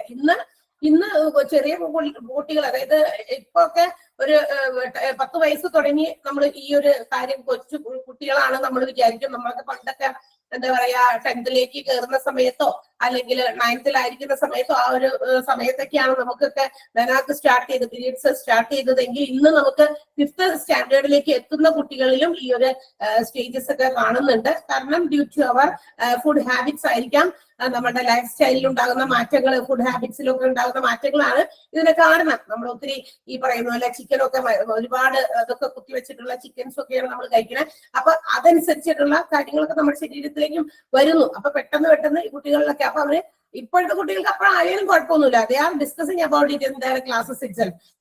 ചെറിയ കുട്ടികൾക്ക് തന്നെ ഇപ്പൊ ഇത് ആകുമ്പോൾ തന്നെ അവര് ഇത് പ്രതീക്ഷിക്കുന്നുണ്ട്. ഒരു കുട്ടിക്ക് ആയിട്ടുണ്ടെങ്കിൽ ആള് വന്നിട്ട് ഇപ്പൊ എല്ലാവരോടൊക്കെ പറഞ്ഞ് അവരത് പറഞ്ഞു കഴിയുമ്പോൾ അവർക്ക് അത് അറിയാം. നമ്മളൊക്കെ അന്ന് അറിഞ്ഞിട്ട് പോലുമില്ല. നമുക്ക് ചിലപ്പോ ആയിക്കഴിഞ്ഞപ്പോഴായിരിക്കും നമ്മളിത് മനസ്സിലായിരിക്കുക, അല്ലെ? അപ്പൊ അത്തരം പ്രശ്നങ്ങളൊക്കെ ഇന്ന് വരുമ്പോ നേരത്തെ തന്നെ അവര് കുട്ടികളെ കൊണ്ടുപോയി ഇത് കാണിക്കാണ്. ഇങ്ങനെ ഇന്ന മന്തിൽ വന്നു, അത് കഴിഞ്ഞ് പിന്നെ 15 ദിവസം കഴിഞ്ഞുള്ള കുട്ടിക്ക് വീണ്ടും അത് തന്നെ. അപ്പൊ സോ വിൽ ബി അഫ്രൈഡ്, നമ്മൾ പേടിയായിരിക്കും നമുക്ക്, അല്ലെ? ഇത് എന്തുകൊണ്ട് അങ്ങനെ പോകും? ഇതൊരു ആളുടെ ശരീരത്തിലെ ബ്ലഡ് ആണല്ലോ ഈ പോയിക്കൊണ്ടിരിക്കുന്നത്. അത് നമുക്ക് യൂസ്ഫുൾ ആയിട്ടുള്ളതല്ല എങ്കിലും ബ്ലഡ് ആണ് എന്നുള്ളത് നമുക്കറിയാം. അതുകൊണ്ട് തന്നെ നമ്മൾ ഭയങ്കര പാനിക് ആവും. എന്താണ് ഇതിന്റെ കാരണം? അപ്പൊ നമ്മൾ എന്ത് ചെയ്യും? ഈ ഒരു ഡിപ്പാർട്ട്മെന്റിൽ പോകുക. അപ്പൊ ഇപ്പൊ അതിന് പേടിയില്ല. കാരണം in this department varieties of treatment which is related to women, പെണ്ണുങ്ങൾക്ക്, സ്ത്രീകൾക്ക്, പെൺകുട്ടികൾക്കും ഒക്കെ ഇത്തരം കാര്യങ്ങളുമായിട്ട് റിലേറ്റ് ചെയ്ത ഒരുപാട് പ്രശ്നങ്ങൾ ഉള്ളത് കൊണ്ട് തന്നെ ഇവിടെ ഈ ഒരു ഡിപ്പാർട്ട്മെന്റിൽ ഇതിനുള്ള കാര്യങ്ങളൊക്കെ ചെയ്തു കൊടുക്കുന്നുണ്ട്. ഇനി ഡയറക്ട്ലി നമുക്കറിയാം ഈ ഇത്തരം പ്രശ്നങ്ങൾ ഉണ്ടായാൽ it may affect directly or indirectly to our reproductive system. ഇത് നമ്മളെ ബാധിക്കും പിന്നീട് പിൽക്കാലത്ത്. അപ്പൊ പെൺകുട്ടികളിൽ ഇത്തരം കാര്യങ്ങളൊക്കെ ഉണ്ടെങ്കിൽ നേരത്തെ തന്നെ ചികിത്സിച്ച് മാറ്റുന്നതാണ് നമുക്ക് നല്ലത്. എന്തുകൊണ്ട്? അപ്പൊ അവർക്ക് അറിയാൻ പറ്റും എന്താണ് അതിന്റെ കാരണം. അപ്പൊ ചില ടെസ്റ്റുകളൊക്കെ നടത്തി ചിലപ്പോൾ അവരുടെ ഹോർമോൺസിൽ ഉണ്ടാകുന്ന ചേഞ്ചസ് ആകാം, അങ്ങനെയുള്ളതൊക്കെ മാറ്റി അപ്പൊ നമുക്ക് എന്ത് ചെയ്യുന്നു പഠിക്കാം, അവർക്ക് മനസ്സിലാക്കിയ ചെയ്യാം. ഇനി ഈ ഒരു ഡിപ്പാർട്ട്മെന്റിൽ ഇതിങ്ങനെ തരം തിരിച്ച് പഠിക്കുന്നുണ്ട്. അതായത് തരം തിരിച്ച് പഠിക്കുക എന്ന് പറയുമ്പോൾ ഗൈനക്കോളജിയിൽ നമുക്ക് എന്താ പറയാ, എന്തുകൊണ്ട് ഈ ചിലപ്പോ ഡെലിവറി കേസുമായിട്ട്, അത് പ്രഗ്നൻസി സ്റ്റേജുകളിലുള്ളവർക്ക് മാത്രം ട്രീറ്റ്മെന്റ് കൊടുക്കാനും, അതിനു മുമ്പ് കുട്ടികളായിരിക്കുമ്പോൾ കല്യാണം ഒന്നും കഴിച്ചിട്ടില്ല ഈ കുട്ടികൾക്ക് ഉണ്ടാകുന്ന പീരിയഡ്സിൽ ഉണ്ടാകുന്ന ഇറഗുലാരിറ്റിയെ നോക്കാൻ വേണ്ടിയിട്ടുള്ള ഡിപ്പാർട്ട്മെന്റ്, അങ്ങനെയൊക്കെ. പിന്നെ മാത്രമല്ല കുട്ടികളായി കഴിഞ്ഞതിന് ശേഷം അമ്മയ്ക്കും കുട്ടിക്കും ട്രീറ്റ്മെന്റുകൾ പ്രൊവൈഡ് ചെയ്യുന്ന ഇന്നൊക്കെ അതൊക്കെ കോമൺ ആണ് കേട്ടോ. അപ്പൊ ഇതിന് വേണ്ടിയിട്ട് ഈ സ്പെഷ്യാലിറ്റീനെ നമുക്ക് ഗൈനക്കോളജി സ്പെഷ്യാലിറ്റി ഡിപ്പാർട്ട്മെന്റിന് it is separated into other some branches which focus on particular areas. വേറെ ഏരിയയിൽ കൂടി ഫോക്കസ് ചെയ്യുന്ന മറ്റ് ബ്രാഞ്ചസ് ആയിട്ട് തിരിച്ചിട്ടുണ്ട് ഗൈനക്കോളജിനെ. അത് 3 ഗൈനക്കോളജി, ഒബ്സ്റ്റട്രിക്സ് ആൻഡ് ഇൻഫെർട്ടിലിറ്റി എന്ന് പറയുന്ന 3 കാര്യങ്ങളായിട്ടാണ് തരംതിരിച്ചിരിക്കുന്നത്. എന്താണത്? ഗൈനക്കോളജി നമ്മൾ നേരത്തെ പറഞ്ഞത് തന്നെ മെനാർക്ക്, കൺസംഷൻ, പിന്നെ പ്രഗ്നൻസി, ചൈൽഡ് ബർത്ത്, മെനോപോസ് എന്ന് റിലേറ്റഡ് ആയിട്ടുള്ള അത് which may directly or indirectly affect our reproductive system, അതുമായിട്ട് ബന്ധപ്പെട്ട എല്ലാ കാര്യങ്ങൾക്കും വേണ്ടിയിട്ടാണ്. ഒബ്സ്റ്റട്രിക്സ് എന്താണ്? ഒബ്സ്റ്റട്രിക്സ് എന്ന് പറയുന്നത് അതായത് ചിലപ്പോ സർജിക്കൽ ഒരു സെന്റർ ആണ് കൂടുതലും. എന്താ പറയാ, മദർ ചൈൽഡ്, അതായത് കുട്ടി ജനിച്ച് ചിലപ്പോ ഓപ്പറേഷൻസിനോ ഒക്കെ കൂടിയോ, അല്ലെങ്കിൽ കുട്ടി ജനിച്ചതിന് ശേഷം കുട്ടിക്കും അമ്മയ്ക്കും ബോത്ത് 2 പേർക്കും കൊടുക്കുന്ന ശാരീരികമായിട്ടുള്ള ചികിത്സകൾ എല്ലാം കൂടിയിട്ടാണ് ഒബ്സ്റ്റട്രിക്സ് എന്ന് പറയുന്ന എന്താ പറയാ വിഭാഗത്തിൽ വരാം. അപ്പൊ കുട്ടി ഉണ്ടാകുന്നതിന് മുമ്പും കുട്ടി ഉണ്ടായതിനു ശേഷം ഉണ്ടാകുന്ന ശരീര ചികിത്സ ഇന്നത് ഭയങ്കര കോമൺ ആണ് കേട്ടോ. ഇന്ന് ചില ഹോസ്പിറ്റൽസിൽ വരെ അങ്ങനെ ഒരു ഡിപ്പാർട്ട്മെന്റ് തുടങ്ങിയിരിക്കുകയാണ്, ഒബ്സ്റ്റട്രിക്സ് എന്ന് പറയുന്ന ഡിപ്പാർട്ട്മെന്റ്. പണ്ടൊക്കെ കുട്ടി ഉണ്ടായി കഴിഞ്ഞ് കഴിഞ്ഞാൽ വേഗം തന്നെ 2 ദിവസം കഴിയുമ്പോൾ 3 ദിവസം കഴിയുമ്പോൾ ഡിസ്ചാർജ് ചെയ്തു. And after that the treatments will be provided at our home. അല്ല, വീട്ടിലുള്ള അമ്മൂമ്മമാര് ഒക്കെ ഉണ്ടെങ്കിൽ ബാക്കിയുള്ള ചികിത്സ വീട്ടിലാണ്. തിളച്ച വെള്ളം കോരി ഒഴിക്കുക എന്നുള്ള പ്രക്രിയകളും ഒരുപാട് എന്താണ് പറയാ ലേഹ്യം അങ്ങനെയുള്ള കാര്യങ്ങളും അതൊരു പ്രൊസീജിയർ ആണ് അല്ലെ. ഇന്ന സമയത്ത് ഫുഡ് കൊടുക്കണം, കൃത്യമായിട്ട് കുട്ടി ഉണ്ടായി കഴിഞ്ഞാൽ അമ്മയ്ക്ക് കൃത്യമായ രീതിയിൽ ടൈമിങ്ങിൽ ഫുഡ് കൊടുക്കണം. ഭയങ്കരമായിട്ട് എന്താ പറയാ ഫ്ലാറ്റ് ആയിട്ട് ബെഡിൽ വെറുതെ കട്ടിലോ അല്ലെ വെറുതെ കട്ടിലൊക്കെ കിടക്കാൻ പറ്റുള്ളൂ, ബെഡൊന്നും ഇടാതെ കിടക്കണം. ഇന്ന് അതൊക്കെ ആരും ശ്രദ്ധിക്കണം. അങ്ങനത്തെ ട്രീറ്റ്മെന്റ് ഒക്കെ അന്ന് വീടുകളില. പിന്നെ എന്താ പറയാ കുളിപ്പിക്കല്, എന്താ പറയാ അവരുടെ ശരീരം കുറച്ച് എന്താ പറയാ നേരത്തെ ഉള്ളതിൽ നിന്ന് പെൺകുട്ടി ആയിരുന്ന സമയത്ത് ഉണ്ടായിരുന്ന ആ ഒരു സ്റ്റേജ് ആയിരിക്കുമല്ലോ ഒരു കുട്ടി അമ്മയായി കഴിയുമ്പോൾ വയറൊക്കെ കുറച്ച് വലുതായിട്ടുണ്ടാകും. അപ്പൊ അവരുടെ ആ ഒരു പ്രീവിയസ് സ്റ്റേജിലേക്ക് ആ ഫിസിക്കൽ സ്ട്രക്ചറിനെ കൊണ്ടുവരാനായിട്ട് ഒരു പരിധി വരെ ഈ അമ്മാമ്മമാരൊക്കെ സഹായിക്കുമായിരുന്നു. അതായത് നന്നായി തിരുമുക, വയറൊക്കെ വലിച്ച് മുറുക്കി കെട്ടിയൊക്കെ വെച്ചിട്ട് എന്താ പറയുക വയറ് ചാടാതിരിക്കാനും ഒക്കെ ഒരുപാട് കാര്യങ്ങളൊക്കെ അവര് ചെയ്യാനായിട്ട് നമ്മളോട് ആവശ്യമുണ്ട്. അവര് തന്നെ ചെയ്തൊക്കെ തരും അല്ലെ. These things are now provided by this different department. ഇവിടെ ഇത്തരം കാര്യങ്ങളൊക്കെ ഇന്ന് പ്രൊവൈഡ് ചെയ്യാൻ ഒരു ഇത്തിരി ഫിക്സഡ് എമൗണ്ട് അവിടെ കൊടുത്താൽ മതി. അപ്പൊ കുട്ടി അമ്മയായി കഴിഞ്ഞ് കഴിഞ്ഞാൽ നേരിട്ട് വീട്ടിലേക്ക് കൊണ്ടുപോകില്ല, ഈ ഒരു ഡിപ്പാർട്ട്മെന്റിലേക്കായിരിക്കും ട്രാൻസ്ഫർ ചെയ്യാം. ചില പുറത്ത് പ്രൈവറ്റ് ഫേമുകളായിട്ടും ഇത്തരം എന്താ പറയാ ഡിപ്പാർട്ട്മെന്റുകൾ വർക്ക് ചെയ്യുന്നുണ്ട്, ഓപ്പറേറ്റ് ചെയ്യുന്നുണ്ട്. Some hospitals also provide this facilities. ഇത്തരം ഡിപ്പാർട്ട്മെന്റ് ഓപ്പൺ ചെയ്ത് ചില ഹോസ്പിറ്റൽസിൽ തന്നെ ഇത്തരം ഒരു കാര്യം ചെയ്യുന്നുണ്ട്. അപ്പൊ അതിന്റെ കൂടി ഒരു ഇൻകം അവർക്ക് ഉണ്ടാക്കാമല്ലോ. ഇത് ഒരു ഫിക്സഡ് എമൗണ്ട്, ഇപ്പൊ മേ ബി 1 lakh അല്ലെങ്കിൽ 1.5 lakh ഒക്കെ കൊടുത്ത് അവിടെ അഡ്മിറ്റ് ചെയ്യുന്നു. കുട്ടിയെയും കുളിപ്പിക്കലും A to Z എല്ലാ കാര്യങ്ങളും എല്ലാം ഒരു ഹോം പോലെ അവിടെ എല്ലാ ഉളിച്ചിലും പിച്ചിലും എല്ലാം കഴിച്ച് നമ്മൾ എങ്ങനെയായിരുന്നു പ്രീവിയസില് അതേപോലെ തന്നെയുള്ള ഒരു ആളായിട്ട് കുറച്ച് may be better than that അതിനേക്കാൾ കുറച്ചുകൂടി സുന്ദരികളാക്കി പുറത്തേക്ക് വിടാനായിട്ടുള്ള ഒരു ഡിപ്പാർട്ട്മെന്റ് ഒക്കെയാണ്. അപ്പൊ ബിഫോർ ചൈൽഡ് ബർത്തും ആഫ്റ്റർ ചൈൽഡ് ബർത്തും ഉള്ള എന്താ പറയാ ട്രീറ്റ്മെന്റുകൾ പ്രൊവൈഡ് ചെയ്യുന്ന ഒരു സ്ഥലമാണ് obstetrics. Then another one is infertility. എന്താ ഇൻഫെർട്ടിലിറ്റി എന്ന് പറഞ്ഞു കഴിഞ്ഞാൽ? കുട്ടികളുണ്ടാവാത്ത അവസ്ഥയല്ലേ മാം? ഇൻഫെർട്ടിലിറ്റി മീൻസ് അതിന്റെ ഒറ്റ വാക്ക് വന്ധ്യത എന്നാണ് നമ്മൾ വിളിക്കുക അതിനല്ലേ ഇൻഫെർട്ടിലിറ്റി എന്ന് പറയുന്നത്. അപ്പൊ ഇവിടെയും പ്രശ്നങ്ങളാണ് വന്ധ്യത. എന്തുകൊണ്ട്? What is the reason for that? എന്തുകൊണ്ട് ആൾക്ക് കുട്ടികൾ ഉണ്ടാകുന്നില്ല? മേ ബി ഇങ്ങനെയുള്ള കാരണങ്ങളാണ്. പണ്ട് ഇതിനെ കുറിച്ചൊന്നും ആളുകൾക്ക് അറിവില്ല. ഇത്തരം എന്താ പറയാ നമ്മളുടെ പീരിയഡ്സ് ഇറഗുലർ ആയിട്ട് വരുന്നു അല്ലെങ്കിൽ കറക്റ്റ് ആയിട്ട് വരുന്നില്ല, അതിന്റെ കാര്യങ്ങൾ സമാധാനമായി ഒരു മാസം കഴിഞ്ഞ് പിന്നെ 2-3 മാസം കഴിഞ്ഞിട്ട് ഇനി അതിനുവേണ്ടി വെയിറ്റ് ചെയ്താലും നമ്മളതൊക്കെ ഒരു നിസ്സാരമായിട്ടില്ല. നമ്മൾ അതിനെയൊക്കെ ഒന്നും എന്താ പറയാ ഭയങ്കര സീരിയസ് ആയിട്ട് എടുക്കാതെ നിൽക്കുമ്പോ അത് ചില ഇത്തരം റിപ്രൊഡക്റ്റീവ് സിസ്റ്റം കണ്ടീഷൻസ് ഒക്കെ വരുമ്പോഴായിരിക്കും അതൊക്കെ നമ്മളെ ബാധിക്കുക. അപ്പൊ കല്യാണം കഴിച്ചു ഇത്ര നാളായി, ആളുകൾ കല്യാണം കഴിച്ച ആദ്യത്തെ കുറച്ച് മാസങ്ങളൊക്കെ വെയിറ്റ് ചെയ്തിരിക്കും. നമ്മളെക്കാൾ ആദ്യം അവർക്കായിരിക്കും ചോദിക്കാനും അല്ലെ എന്താണ് വിശേഷമുണ്ടോ എന്നൊക്കെ ചോദിക്കാനൊക്കെ. പക്ഷെ ഇതൊന്നും ഇല്ല എന്ന് കാണുമ്പോൾ മേ ബി സം പ്രോബ്ലംസ് എന്ന് ആണ് മനസ്സിലാക്കാൻ സാധിക്കുക. അപ്പൊ അങ്ങനെ മനസ്സിലാക്കുന്നത് വൈകിയാണ് നമ്മളത്. നേരത്തെ കുട്ടി ചികിത്സിച്ച് ഇന്ന് parents are aware about it. ഇന്ന് കുട്ടികളിൽ ഇത്തരം മാറ്റങ്ങൾ അല്ലെങ്കിൽ ഇത്തരം ഇറഗുലാരിറ്റി ഒക്കെ കണ്ടു കഴിഞ്ഞാൽ അപ്പൊ തന്നെ അവർ കൊണ്ടുപോയി കാണിക്കും. അത് PCOD എന്ന് പറയുന്ന ഒരു സംഭവമാണോ, അതായത് ഇങ്ങനെയുള്ള പീരിയഡ്സ് ഒക്കെ കറക്റ്റ് ആകാത്തതിന്റെ ഫലമായിട്ട് അത് എന്തുകൊണ്ടാണ്, ചിലപ്പോൾ നമ്മളുടെ യൂട്രസിനകത്ത് എന്തെങ്കിലും കംപ്ലൈന്റുകൾ ഉണ്ടോ എന്നൊക്കെ മനസ്സിലാക്കാൻ വേണ്ടി സിസ്റ്റം ഒക്കെ വന്നു കഴിഞ്ഞാൽ ഇത്തിരി പാടാണ്. അപ്പൊ ഇത്തരം കാര്യങ്ങളൊക്കെ നമ്മൾ നേരത്തെ ചികിത്സിച്ച് കഴിഞ്ഞാൽ നമുക്ക് അതിനൊരു പ്രതിവിധി കണ്ടെത്താൻ സാധിക്കും. അപ്പൊ ഇൻഫെർട്ടിലിറ്റി ഇത് കഴിയുമ്പോൾ ഉണ്ടായി എന്താ പറയാ കല്യാണം കഴിഞ്ഞ് കുട്ടികൾ ഉണ്ടാകാതിരിക്കുന്ന അവസ്ഥ, അപ്പൊ അത് അന്ന് ചിലപ്പോൾ ചികിത്സിച്ചെങ്കിൽ ചിലപ്പോൾ ഭേദമാക്കാമായിരുന്നിരിക്കും. അപ്പൊ അത്തരം കാര്യങ്ങൾക്കൊക്കെ വേണ്ടി ഇന്നുണ്ടല്ലോ അല്ലെ ഡിഫറെന്റ് കൈൻഡ്സ് ഓഫ് എന്താണ് പറയാ നമുക്ക് കൃത്രിമ ഗർഭധാരണത്തിന് വേണ്ടിയിട്ടുള്ള കാര്യങ്ങളൊക്കെ ഉണ്ട്. അപ്പൊ അതിന് വേണ്ടിയിട്ടുള്ള ഒരു സെപ്പറേറ്റ് എന്താ പറയാ ഒരു ട്രീറ്റ്മെന്റും നമ്മുടെ റിപ്രൊഡക്ഷൻ സിസ്റ്റം ഒക്കെ കറക്റ്റ് ആക്കാൻ വേണ്ടിയിട്ട് ഒരു സെപ്പറേറ്റ് ബ്രാഞ്ചസ് ഒക്കെ അതിന് വേണ്ടിയിട്ടുണ്ട്. ഇൻഫെർട്ടിലിറ്റിക്കൊക്കെ അതും ഒക്കെ എന്താണ് പറയാ ഈ ഒരു വിഭാഗത്തിന് ഇൻഫെർട്ടിലിറ്റിക്ക് വേണ്ടിയിട്ടുള്ള ഇൻഫെർട്ടിലിറ്റി എന്ന് പറയുന്ന വന്ധ്യതയ്ക്ക് കാരണം എന്ത് എന്നൊക്കെ കണ്ടുപിടിച്ച് കൊടുക്കാനും അതിനുശേഷം പിന്നെ അതിന് പർട്ടിക്കുലർ എന്തെങ്കിലുമൊക്കെ തെറാപ്പീസോ അല്ലെങ്കിൽ സർജിക്കൽ ട്രീറ്റ്മെന്റുകളോ ഒക്കെ കൊടുത്ത് ആ കംപ്ലീറ്റ് സ്പെക്ട്രം ആണ് ഒരു വലിയ വലയമാണ് ഇതിന് വേണ്ടിയിട്ടുള്ളത്. അപ്പൊ ഫീമെയിൽ റിപ്രൊഡക്റ്റീവ് സിസ്റ്റം എന്ന് പറയുന്ന ഒരു പ്രത്യേക വലയമാണ്. ആ കംപ്ലീറ്റ് സ്പെക്ട്രത്തിൽ ഉണ്ടാകുന്ന എല്ലാ തരത്തിലുള്ള ട്രീറ്റ്മെന്റുകളും പ്രൊവൈഡ് ചെയ്യുക എന്നുള്ളതാണ് ഗൈനക്കോളജി എന്ന് പറയുന്ന ഡിപ്പാർട്ട്മെന്റ്. ക്ലിയർ ആണോ?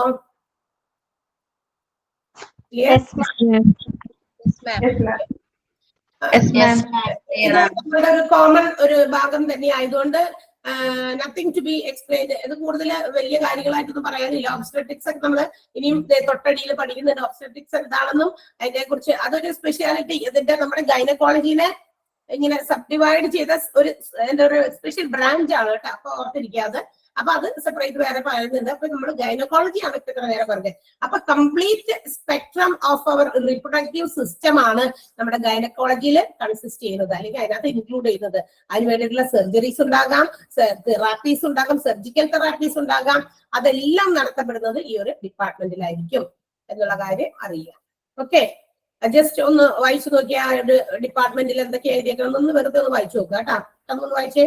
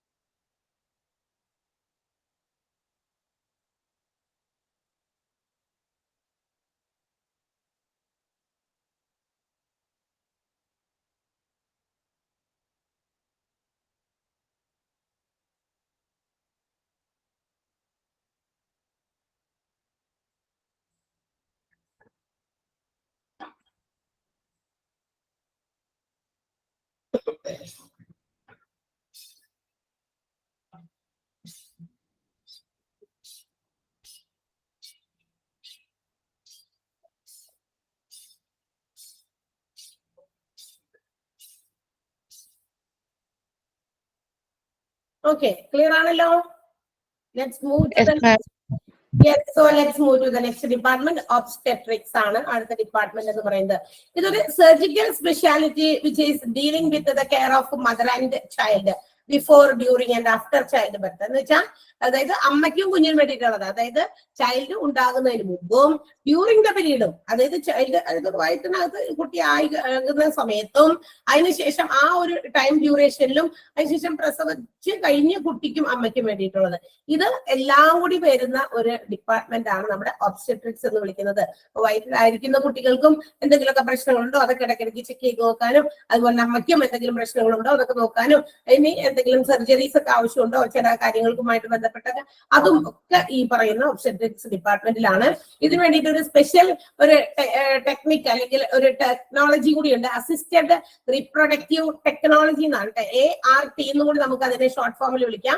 അസിസ്റ്റഡ് റീപ്രൊഡക്റ്റീവ് ടെക്നോളജി എന്ന് പറയുന്നത് it's A special branch of medicine which deals with the infertility issues both in men and women. അതായത് സ്ത്രീകളിലും പുരുഷന്മാർക്കും ആർക്കാണ് പ്രശ്നം നമുക്ക് അറിയാൻ പറ്റില്ലല്ലോ. അപ്പൊ ART എന്ന് പറയുന്ന ഒരു ടെക്നോളജിയാണ്, അസിസ്റ്റഡ് റീപ്രൊഡക്റ്റീവ് ടെക്നോളജി. ആണുങ്ങൾക്കോ പെണ്ണുങ്ങൾക്കോ ഗർഭധാരണത്തിന് പറ്റാത്ത അവസ്ഥ എന്തൊക്കെയാണ്, ഇൻഫെർട്ടിലിറ്റി വന്ധ്യതയ്ക്ക് എന്താണ് കാരണം, അവർ രണ്ടുപേരിലും അവരൊക്കെ എന്താ പറയാ ശരിയായി പരിശോധിച്ച് അവർക്ക് വേണ്ടിയിട്ടുള്ള അതൊക്കെ മനസ്സിലാക്കി ഡയഗ്നോസിസ് ചെയ്ത് അതിന്റെ ടെക്നിക്സ് ഒക്കെ മനസ്സിലാക്കിയിട്ട് പ്രൊവൈഡ്സ് ഇംപ്രൂവ്ഡ് ഫെർട്ടിലിറ്റി, അതായത് ആ ഫെർട്ടിലിറ്റിയെ ഇംപ്രൂവ് ചെയ്യിക്കാൻ, അവരുടെ ഇൻഫെർട്ടിലിറ്റി ഇല്ലാതാക്കി ഫെർട്ടൈൽ ആക്കാൻ, അവരുടെ എന്താ പറയാ റിപ്രൊഡക്ഷന് പാകമാകുന്ന രീതിയിൽ കൂടുതൽ അതിനുള്ള സൗകര്യങ്ങൾ ഒരുക്കി കൊടുക്കാനും, പിന്നെ എന്താ പറയാ embryology services which such as vitro fertilisation എന്ന് പറഞ്ഞ കൃത്രിമ ഗർഭധാരണം, അതാണ് അതിന്റെ അർത്ഥം.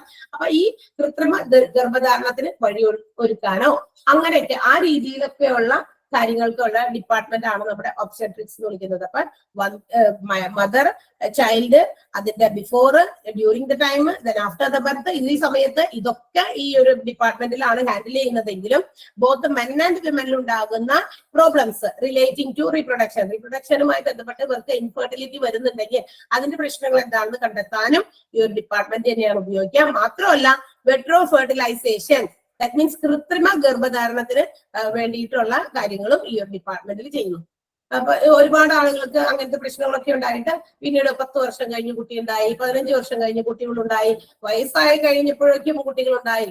ഇതൊക്കെ ഒരു വിട്രോ ഫെർട്ടിലൈസേഷന്റെ ഭാഗമായിട്ടായിരിക്കും. അപ്പൊ അത്തരം സിറ്റുവേഷൻസ് ഒക്കെ പ്രൊവൈഡ് ചെയ്യുന്നത് ഈ ഒരു ഒബ്സ്റ്റെട്രിക്സ് എന്ന് പറയുന്ന ഡിപ്പാർട്ട്മെന്റിലാണ്. അതിനകത്ത് ഉപയോഗിക്കുന്ന ആ ഒരു ടെക്നോളജി മറക്കണ്ട, ബോത്ത് മെൻ ആൻഡ് വിമനിൽ ഉണ്ടാകുന്ന ഇൻഫെർട്ടിലിറ്റിയെ കണ്ടെത്താനുള്ള ടെക്നിക്കാണ് കേട്ടോ. ഏതാണത്? Assisted reproductive technology.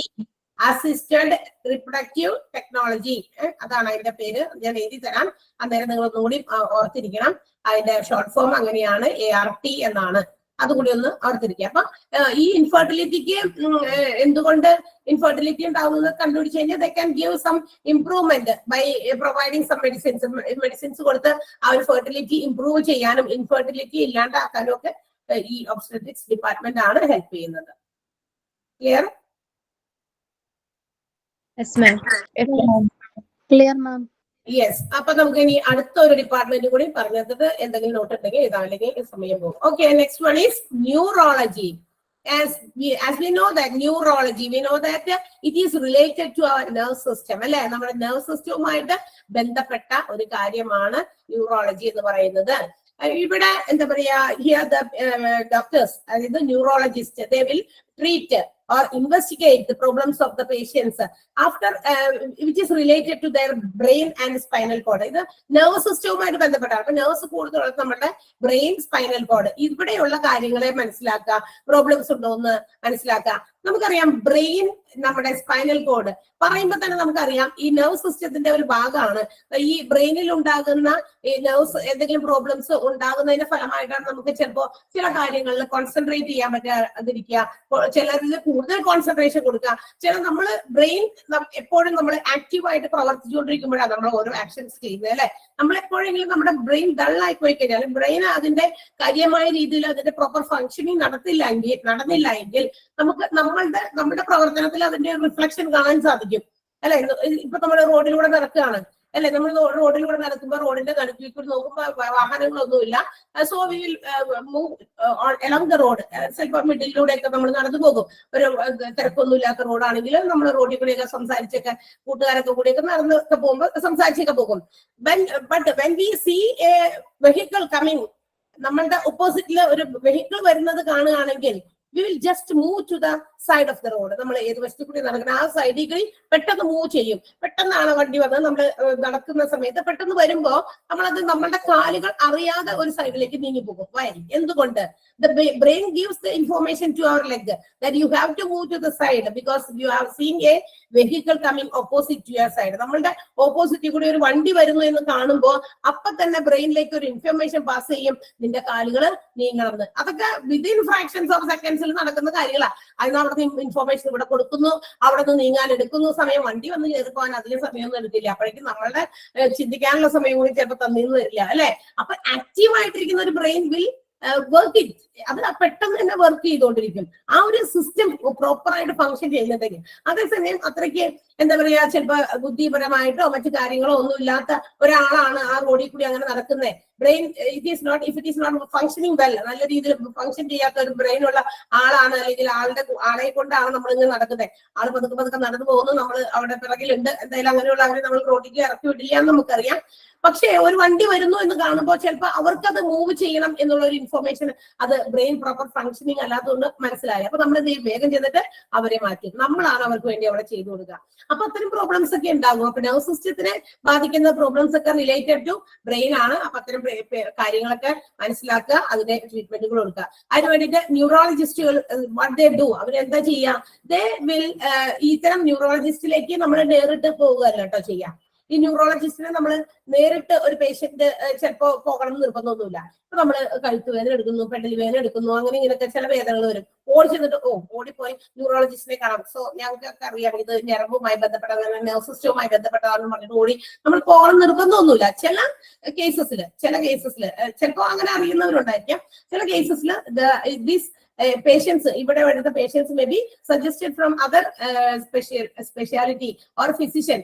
അത് ചില സ്പെഷ്യലൈസ്ഡ് ആയിട്ടുള്ള ഡോക്ടറിൽ നിന്നോ അല്ലെങ്കിൽ ഏതെങ്കിലും ഫിസിഷ്യനിൽ നിന്നോ റെക്കമെൻഡ് ചെയ്യുന്ന ആളുകളായിരിക്കും ഈ ഒരു ന്യൂറോളജി വിഭാഗത്തിലേക്ക് കൊണ്ടുവരിക. അപ്പൊ അത് ഇൻപേഷ്യൻസിലും ഔട്ട്പേഷ്യൻസിലും ഇതിവിടെ പേഷ്യൻസ് വരാൻ സാധ്യതയുള്ള ഒരു ഡിപ്പാർട്ട്മെന്റ് ആണ്. So here the neurologist when they are coming to him, അവരുടെ അടുത്തേക്ക് വരുന്ന സമയത്ത് they will examine the patients as a whole. അവരെ ഒന്ന് എക്സാമിൻ ചെയ്യുന്നു, പരിശോധിക്കും. അതെങ്ങനെയാ പരിശോധന? ഇവരെ പരിശോധിക്കുന്ന ഒരു പ്രത്യേക രീതിയിലായിരിക്കും. നമുക്ക് പനി, ചുമ, നീർവീഴ്ച എന്നൊക്കെ പറഞ്ഞ് നമ്മൾ ചെല്ലുമ്പോൾ നമ്മളോട് ചോദിക്കും അല്ലെ, എങ്ങനെയൊക്കെയാണ് പനി ഏതൊക്കെ സമയത്തുണ്ട്, ഗുളിക കഴിക്കുമ്പോൾ മാറുന്നുണ്ട്, അങ്ങനെ കുറെ ഇൻഫർമേഷൻസ് നമ്മൾ ഇന്ന് കളക്ട് ചെയ്യും അല്ലെ. അപ്പൊ അതല്ലാതെ ഇത്തരം പേഷ്യൻസ് ഇപ്പൊ ഈ ന്യൂറോയുമായി ബന്ധപ്പെട്ട ഞരമ്പുമായിട്ട് ബ്രെയിൻ നെർവ് സിസ്റ്റം ഒക്കെ ആയിട്ട് ബന്ധപ്പെട്ട രോഗങ്ങളുമായിട്ട് വരുന്ന ആളുകളിലേക്ക് അത്തരം പേഷ്യൻസിനെ when they are dealing, they will take a comprehensive medical history of that particular patient. ആ പേഷ്യന്റിന്റെ ഒരു മെഡിക്കൽ ഹിസ്റ്ററി എടുക്കുന്നു. അതായത് എന്ന് വെച്ചാൽ അവരോട് കാര്യങ്ങളൊക്കെ ചോദിച്ച് മനസ്സിലാക്കുന്നത് അവരുടെ സംസാരത്തിലൂടെ, അവരുടെ ആ ഒരു എന്താ പറയാ ആക്ഷൻസിലൂടെ എന്താണ് ഇവരുടെ കുഴപ്പമെന്ന് ഐഡന്റിഫൈ ചെയ്യാനാണ്. അപ്പൊ കുറച്ച് കാര്യങ്ങൾ അവരിൽ നിന്ന് തന്നെ ചോദിച്ച് മനസ്സിലാക്കും. നേരിട്ട് അവരുടെ അടുത്താ ചോദിക്കാം. So and also they will ask this patients to perform some physical examinations. അതായത് ചിലപ്പോൾ ചിലവരുടെ ഫിസിക്കൽ ആയിട്ടുള്ള ചില കാര്യങ്ങൾ എക്സാമിൻ ചെയ്യും. കാരണം എന്തിനു വേണ്ടിയിട്ട് to evaluate their nervous system. അവരുടെ ഞരമ്പുകൾ എങ്ങനെ പ്രവർത്തിക്കുന്നുണ്ടെന്ന് മനസ്സിലാക്കാനാ. ഇവര് പറയുന്ന കാര്യങ്ങൾ അതുപോലെയാണോ ചെയ്യണേ, അവരതെങ്ങനെയാണ് അണ്ടർസ്റ്റാൻഡ് ചെയ്തത്, ആ അണ്ടർസ്റ്റാൻഡിങ് ഞാൻ പറഞ്ഞതും അവർ ചെയ്തതും ഒരേ കാര്യം തന്നെയാണോ എന്നൊക്കെ അറിയാൻ വേണ്ടിയിട്ടാണ്. അതിനു വേണ്ടിയിട്ട് മാത്രമല്ല ഒരു എന്താ പറയാ ന്യൂറോളജിക്കൽ എക്സാമിനേഷൻ നടത്തുന്നതിന്റെ ഫലമായിട്ട് അവരുടെ കോഗ്നിറ്റീവ് ഫങ്ഷൻ, അതായത് അവരുടെ ബുദ്ധിപരമായിട്ടുള്ള പ്രവൃത്തി, വൈജ്ഞാനിക ബുദ്ധി, അറിവ്, പിന്നെ അവരുടെ മോട്ടോർ സ്ട്രെങ്ത് എന്താണെന്ന് ഞാൻ പറഞ്ഞുതരാം, അവിടെ ഇരിക്കട്ടെ. പിന്നെ സെൻസേഷൻ റിഫ്ലക്ഷൻസ്, അവർ എത്രത്തോളം സെൻസിറ്റീവ് ആണ്, അതെങ്ങനെ അവരിൽ നിന്ന് അത് റിഫ്ലക്ട് ചെയ്ത് വരുന്നു, അങ്ങനെയുള്ള കാര്യങ്ങൾ. പിന്നെ അവരുടെ കോർഡിനേഷൻ, ഏകോപനങ്ങള്, പിന്നെ ജായിട്ട് അവരുടെ നടത്തം, ഇതൊക്കെ ഒന്ന് കാണിക്കാൻ വേണ്ടിയിട്ട് അവരോട് പറയും. എന്ന് വെച്ചാൽ ഓരോ കാര്യങ്ങളും ഇവരോട് പറയും, അതനുസരിച്ച് ഇവരോട് പ്രവർത്തിക്കാൻ പറയും. അതെന്താണെന്ന് മനസ്സിലാക്കും. അപ്പൊ ഞരമ്പിന്റെ കുഴപ്പമാണ്, അത് നെർവ് സിസ്റ്റത്തിന്റെ പ്രശ്നം കൊണ്ടാണോ ഈ രോഗം ഉള്ളത് എന്നറിയാൻ വേണ്ടിയിട്ടാണ്. അപ്പൊ അങ്ങനെയുള്ള ഒരു മെഡിക്കൽ ഹിസ്റ്ററിയും ഒരു കോംപ്രിഹെൻസീവ് ഒരു ന്യൂറോളജിക്കൽ എക്സാമിനേഷൻസും ഒക്കെയാണ് പേഷ്യൻസിൽ നിന്ന് ആദ്യം തന്നെ ഇത്തരം ഡിപ്പാർട്ട്മെന്റിൽ വരുന്ന പേഷ്യൻസിൽ നിന്ന് കളക്ട് ചെയ്യാം. So let's see what is motor strength. ഈ മോട്ടോർ സ്ട്രെങ്ത് എന്ന് പറഞ്ഞു കഴിഞ്ഞാൽ ഓരോ നമ്മുടെ ഇത്തരം പേഷ്യൻസ് ഒക്കെ വരുമ്പോ ഇല്ലേ അവരെ കൊണ്ട് ഒരു എക്സസൈസ് അല്ല, ഒരു ആക്ഷൻസ് തന്നെയാണ്. അവരുടെ മസിൽസിന്റെ മൂവ്മെന്റുകളും ജോയിന്റ് മൂവ്മെന്റുകളും ഒക്കെ മനസ്സിലാക്കുന്നതിന് വേണ്ടിയിട്ടുള്ള ഒരു തരം ഒരു ടെക്നിക്കാണ്. അവരെ കൊണ്ട് അത് ചെയ്യിപ്പിക്കലാണ്. അത് ചെയ്തിട്ട് അതിന്റെ ആ മൂവ്മെന്റ് നോക്കിയിട്ട് ഇവരുടെ മോട്ടോർ സ്ട്രെങ്ത് എത്രയുണ്ട് എന്ന് മനസ്സിലാക്കാൻ വേണ്ടിയിട്ടൊക്കെ ഉള്ള ഒരു കാര്യമാണ് മസിൽ മൂവ്മെന്റ് ഒക്കെ.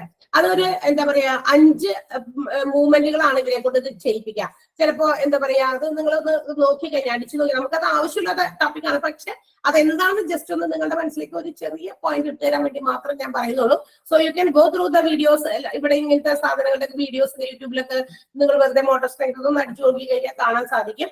ഈ നമ്മുടെ കൈയൊക്കെ ചിലപ്പോൾ ചുവരിലിങ്ങനെ അമർത്തി വെച്ചിട്ട് നമ്മളോട് ഇങ്ങനെ പ്രസ് ചെയ്യാനായിട്ട്, അപ്പൊ ആ ഒരു മസിൽ മൂവ്മെന്റ് നോക്കാനായിട്ട്. അപ്പൊ ന്യൂറോ ആണല്ലോ, അതുകൊണ്ട് തന്നെ ആ മൂവ്മെന്റ് കാണാൻ വേണ്ടിയിട്ട്, ജോയിന്റ് മൂവ്മെന്റ് കാണാൻ വേണ്ടിയിട്ട് ചിലപ്പോൾ ഇരുത്തിയിട്ട് അവരുടെ കൈകളിൽ എന്താ പറയാ കാലിൽ വെച്ചിട്ട് അമർത്താനായിരിക്കും. അങ്ങനെ ഒരു 5 ടൈപ്പ് കാര്യങ്ങൾ കാണിച്ചു കൊടുക്കും. ഇതൊക്കെ എങ്ങനെയുണ്ടെന്ന് അവരെ കൊണ്ട് അത് ചെയ്യിപ്പിക്കും.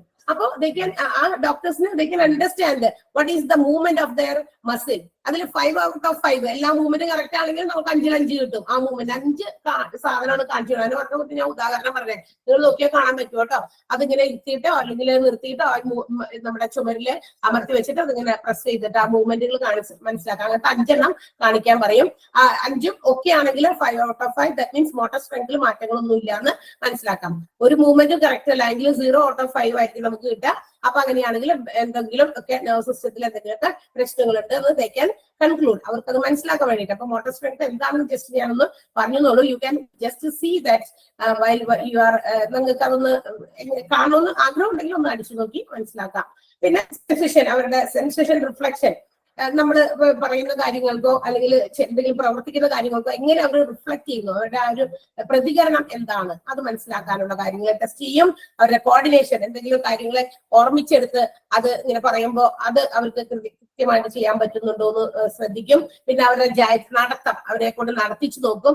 ഇങ്ങനെയൊക്കെയാണ് ഒരു നെർവ് സിസ്റ്റവുമായി ബന്ധപ്പെട്ട പേഷ്യൻസ് വരുമ്പോൾ ചെയ്യുക ന്യൂറോളജിസ്റ്റുകൾ. അല്ലാണ്ട് വെറുതെ കാണുമ്പോൾ തന്നെ എന്തെങ്കിലും പ്രശ്നമുണ്ട്, നെർവ് സിസ്റ്റത്തിലെ പ്രശ്നം വെറുതെ ഇങ്ങനെ നോക്കിയിട്ട് അപ്പൊ തന്നെ ഒന്നും മരുന്ന് എഴുതാൻ പറ്റില്ല. അപ്പൊ ഇത്തരം ടെസ്റ്റുകളുണ്ട്. ഇത്തരം കുറച്ച് ആ ഹോസ്പിറ്റൽ ഡോക്ടറിന്റെ മുമ്പിൽ ഇരിക്കുമ്പോൾ തന്നെ അവരെ കൊണ്ട് ചെയ്യിക്കുന്ന കുറച്ച് കാര്യങ്ങളാണ് ഇത് എന്ന കാര്യം കൃത്യമായിട്ട് അറിയണം നമ്മള്.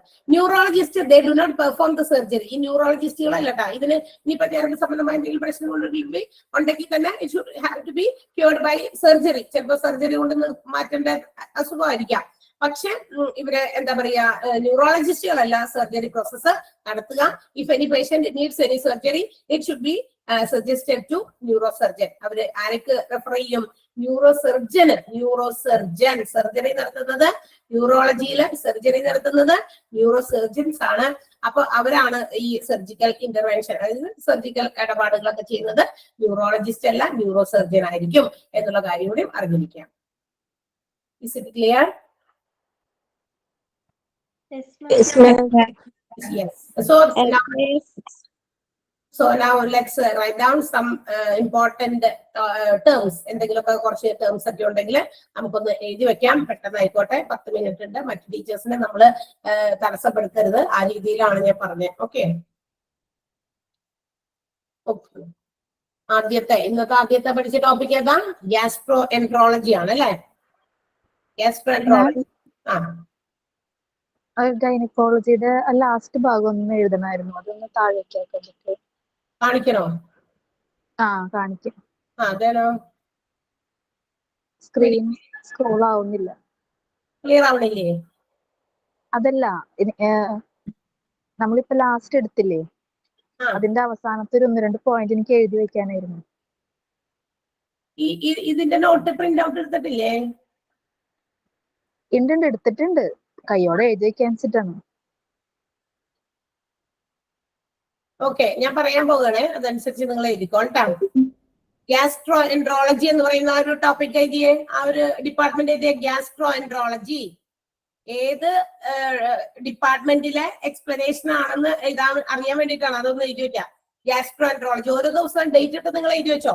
ഗ്യാസ്ട്രോ എൻട്രോളജിയിനകത്ത് ഈസോഫാഗസ്, ആദ്യത്തെ ടേം ചെയ്താ ഈസോഫാഗസ്. ജസ്റ്റ് ഒന്ന് നോട്ട് ചെയ്ത് വെച്ചേക്കാം എന്താണെന്ന്. എല്ലാവർക്കും അറിയണം നിർബന്ധമില്ലല്ലോ, അതുകൊണ്ട് ചില ആളുകൾക്ക് അറിയില്ലായിരിക്കും എന്താണ് ആ ഈസോഫാഗസ്. ജനറൽ മെഡിസിന്റെ അത് എഴുതിയിട്ടില്ല, ടോപ്പിക് എഴുതിയിട്ടില്ല. ജനറൽ മെഡിസിന്റെ അകത്ത് നമുക്ക് പ്രത്യേകിച്ച് ഒന്നും എഴുതാനല്ലോ മോനെ.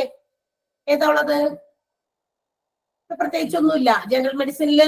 ജനറൽ മെഡിസിൻ ഒരു സൂപ്പർ സ്പെഷ്യാലിറ്റി അഡൽറ്റിന് വേണ്ടിയിട്ട് അവരുടെ രോഗങ്ങൾ മനസ്സിലാക്കാൻ ട്രീറ്റ് ചെയ്യാനൊക്കെ വേണ്ടിയിട്ട് അതിനുള്ള ഒരു എന്താ പറയുക സ്പെഷ്യലൈസ്ഡ് ഏരിയ ഇല്ലാത്ത ഒരു GP ജനറൽ പ്രാക്ടീഷണർ ആയിരിക്കും ആ ഒരു പർട്ടിക്കുലർ മെഡിസിൻ ഹാൻഡിൽ ചെയ്യാം. പിന്നെ ഈ ഫിസിക്കൽ എക്സാമിനേഷൻ, ഇമ്മ്യൂണൈസേഷൻ ഒക്കെ എടുക്കുന്നത് അവരാണ്. MBBS വിത്ത് MD ആയിരിക്കും അവരുടെ ക്വാളിഫിക്കേഷൻ. അത്രേ ഉള്ളൂ. അവിടെ എക്സ്ട്രാ നോട്ടിന്റെ ആവശ്യമില്ല നമുക്ക്. മനസ്സിലായോ? ആവശ്യമുള്ളവർക്ക് ഉള്ള സ്ഥലത്ത് മാത്രമേ നമ്മൾ എഴുതുന്നുള്ളൂ.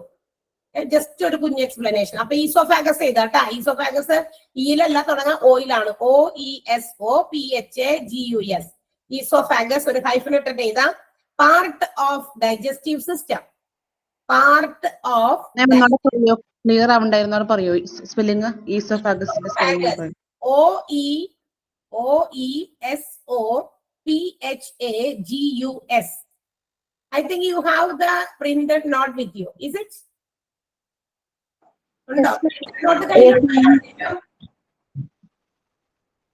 അപ്പൊ അവിടെ തന്നെ ഉണ്ട്. ഗ്യാസ്ട്രോഎൻട്രോളജി എന്ന് പറയുന്ന ടോപ്പിക്കില് ഈസോഫാഗസ് എന്ന് പറഞ്ഞ വേർഡ് കിടക്കുന്നുണ്ട്. നമ്മൾ ഈ തന്നിരിക്കുന്ന നോട്ട് തന്നെയാണ്. അതിൽ ചെറിയ എക്സ്പ്ലനേഷൻ വേണ്ട ഒരു സാധനം മാത്രമേ നമ്മൾ നിങ്ങൾക്ക് വേണ്ടി തരുന്നുള്ളൂ. അപ്പൊ അത് നിങ്ങൾ വേഗം നോക്കി എഴുതുക. അവിടെ നിന്ന് oesophagus part of digestive system. Part of digestive system ഒരു ഹൈഫൻ ഇട്ട. വീണ്ടും ഒന്നുകൂടി എഴുതാ. Long tube. അതെന്താണ് ഈസോഫാഗസ് എന്ന് അറിയാമോ? നമ്മളുടെ എന്താ പറയാ തൊണ്ടയിന്ന് ഫുഡ് ഐറ്റംസ് ഇല്ലേ, ഫുഡ് നമ്മൾ ചവച്ചരച്ച് ഇറക്കി കഴിയുമ്പോൾ ഈ ത്രോട്ടിൽ നിന്ന് നമ്മുടെ സ്റ്റോമക്കിലേക്ക് എത്തിക്കുന്ന ഒരു ലോങ് ട്യൂബ് ആണ്. അതുകൂടി ഓർത്തിരിക്കുക. അപ്പൊ എഴുതിക്കോ long tube. Long tube that carries food.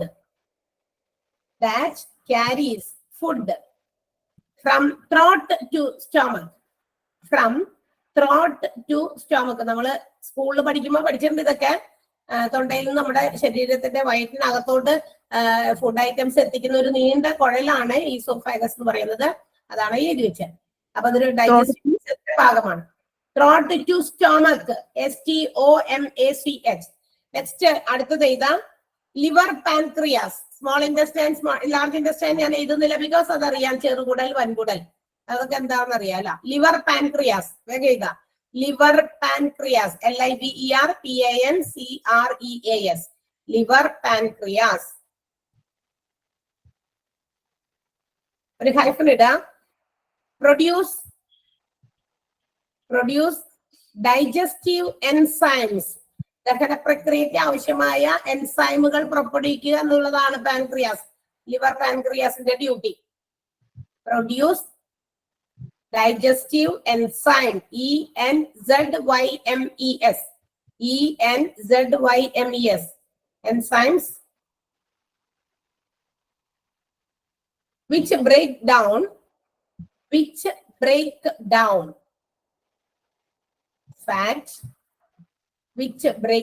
fat, FAT, Spelling. comma, carbohydrates, etc. Carbohydrates, CARBOHY, clear ആയിട്ട് പറയാവോ? Produce digestive enzyme which break down fat, comma, carbohydrate, etc.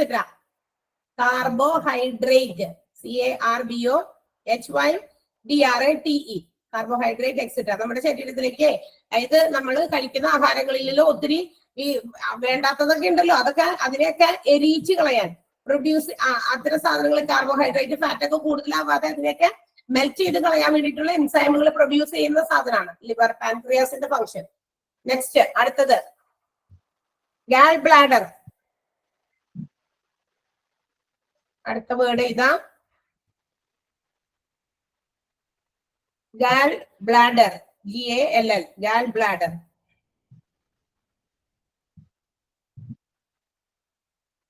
sac located under liver.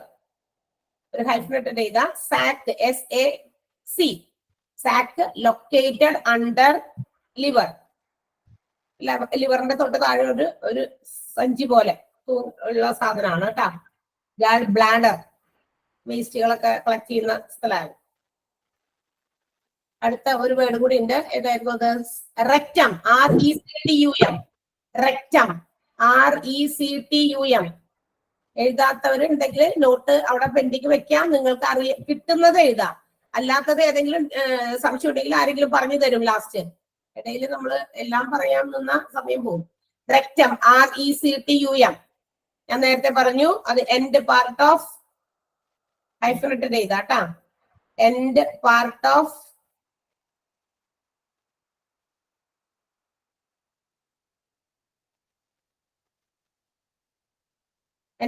Large intestine. അതായത് large intestine വൻകുടലിന്റെ അറ്റത്തെ ഭാഗമാണ്, അതിനെയാണ് നമ്മൾ rectum എന്ന് വിളിക്കുക. End part of large intestine. Okay, ഇത്രയേ ഉള്ളൂ. Then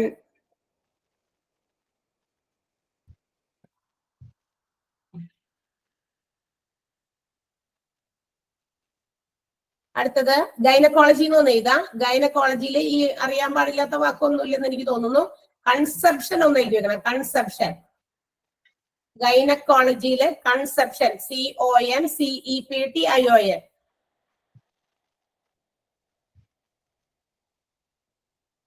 conception. and hyphenated data, sperm fertilizing of an egg. Sperm, clear ആയില്ല. sperm, Spelling ഒന്നും SPERM, sperm fertilizing of an egg.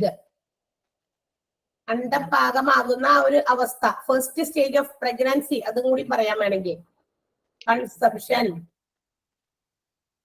പ്രഗ്നൻസിക്ക് സാധ്യത ഉണ്ടാകുന്ന ആ ഒരു സമയം.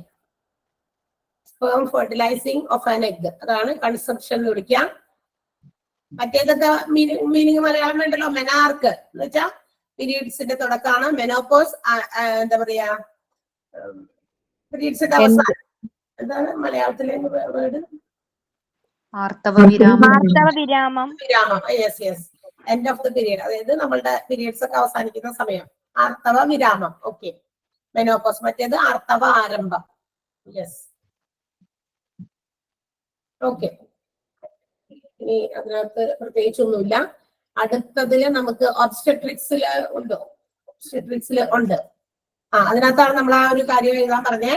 അസിസ്റ്റഡ് റീപ്രൊഡക്റ്റീവ് ടെക്നോളജി, അതൊന്ന് എഴുതി വെക്കണേ, ഇമ്പോർട്ടന്റ് ആണ്. Assisted reproductive technology. ആ വേർഡൊന്ന് പറയാവോ മാം? ക്ലിയർ ആയില്ല. Reproductive technology. അല്ല, ഇതിനെ കുറിച്ച് പറയുന്നതെന്ന് മനസ്സിലായില്ല. ഒബ്സ്റ്റെട്രിക്സിനകത്ത് വരുന്നതാണ്. ഒബ്സ്റ്റെട്രിക്സിനകത്ത് വരുന്ന ഒരു ടേം ആണ് assisted reproductive technology.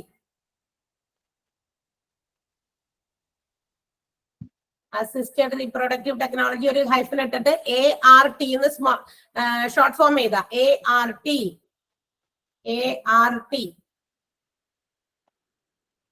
Okay okay ma'am, thank you ma'am. Hyphen ഇട്ടിട്ട് ചെയ്ത branch of medicine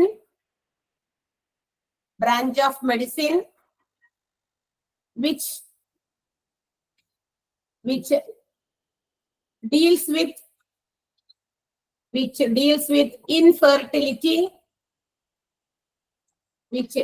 with infertility, both in men and women.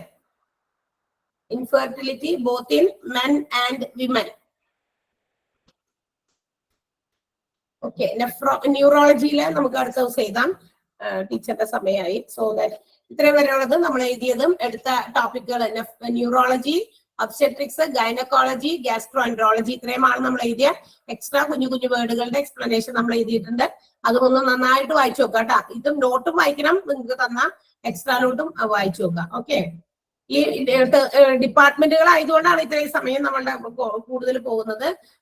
ബാക്കിയുള്ളതൊക്കെ വരുമ്പോ വേഗം ചിലപ്പോൾ നീങ്ങും. അത് നീങ്ങും. അങ്ങനെ ഇത് ഡിപ്പാർട്ട്മെന്റിൽ ഓരോന്നും കുറെ കുഞ്ഞു കുഞ്ഞു കാര്യങ്ങളാണെങ്കിലും എക്സ്പ്ലനേഷൻ ആവശ്യമുള്ള ടോപ്പിക്കുകളാണ്. So that it will take time. Okay, you just read it and will see the next class. Okay, by.